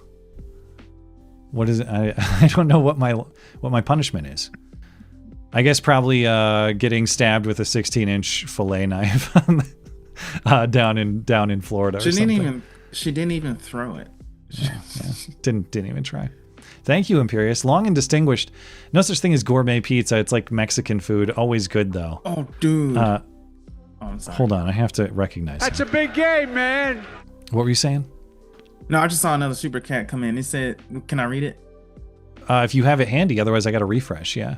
Yeah, it says it's from Hysterica Unbound, right? He said a great Disney flick to watch with your boys is Meet the Robinsons. That is a good movie. I don't know if I've seen that one. That is a movie, so you have to watch it. It is a damn good flick. I'm waiting for that one to come in on my end. It looks like it's still stuck in space, but it'll probably be here soon. I think we're actually all set. Good on Rumble. Hold on, I got to scroll down on Odyssey because Odyssey sometimes hides them from me. We're good there. Give a quick refresh over on YouTube, and it's just Esoterica. That's the one we just read, so we're all set. All right, man. Anything else you want to say before we are out of here? I know we have a long fight about the whole natural rights and stuff, but other than that, welcome back. Well, thanks, I'll have to get used to. I hope you're well and refreshed, and I hope you have a healthy. This is your third son? It's my third son. It could be anytime. Yeah. If I disappear suddenly, consult my website, consult my X feed. I'll say I had to go to the hospital. I'll be back soon. Well, hopefully, Godspeed to you. Yeah, everything's looking healthy so far. So, we're very grateful that our prior two boys were born fairly easily, very healthy. And so we're hoping for the same for the third. But you never know until you're in it. So we'll find out soon. But appreciate it, man. And thank you for, as I mentioned, like anxiety for a return stream for a bunch of reasons. I also another thing for anxiety was like, man, when this Tenet thing dropped, it's like, I'm not trying to go after people, but it sucks to feel like you kind of have to if you try politely, appropriately call out a friend, you know what I mean? Yeah, it sucks. I don't want to do that. Yeah, if you but I felt like other avenues. Yeah. I just feel like the truth has to be out there. And so, the new look, new equipment, having to kind of poke a beehive a little bit. I know most people won't see it that way. And they'll be like, joke's on you. We don't give a shit. But there were a lot of, I know it sounds silly per the prior super chats. But yeah, there was stress and anxiety associated with coming back. And I appreciate all the super chatters and all the people who've tuned in to make this stream a success. Appreciate you, Joshy, certainly for coming back and making it easier for me. You were a delight to talk to, as preposterous as some of your opinions were this evening. Oh, don't worry. There'll be more to come. All right. Well, thanks everybody for tuning in tonight. It is great to be back. And I will be back on schedule, pending the birth of this child, Wednesday and Sunday nights, of course. Thanks to the live chatters. Thanks to super chatters. What? Do I have to stop the music? Did you already start the music? Hold on. All right. I'll stop it for you. What? Tim, if you want to check the Discord, Tim found that flag that I was making fun of. It's actually, it looks Latino, right? It says Voices of the Frontiers when I'm reading it. So it's actually Latino, it's not black, but it's still hilarious. But so if you were to go to the admin section, you'll see it. I don't give a damn fuck. We're going to end the show. I have to hit this music button again. Like I was saying, thanks for tuning in tonight. Great to be back. Thanks to the live chatters, super chatters, everybody for making the live show a success, or at least as successful as it could be 5 minutes late without proper audio connections, which I'm going to start working on pretty much immediately. Duct tape, as always, can never avoid it. If you're listening on demand later, thank you kindly as well for supporting the show. Of course, thanks again to Joshy for sitting in tonight. Thanks to producer Tim for his assistance, as always, including finding out whatever that flag was that I'm not going to look up and will never think about again, other than it was funny in the moment. Find everything show related at mattchristiansenmedia.com or matties.gay if you prefer brevity. Don't forget, you don't have to type in my long, confusing name. I will be back on Sunday and Wednesday nights as usual. Until then, have a great night and a great week. Good night, everyone.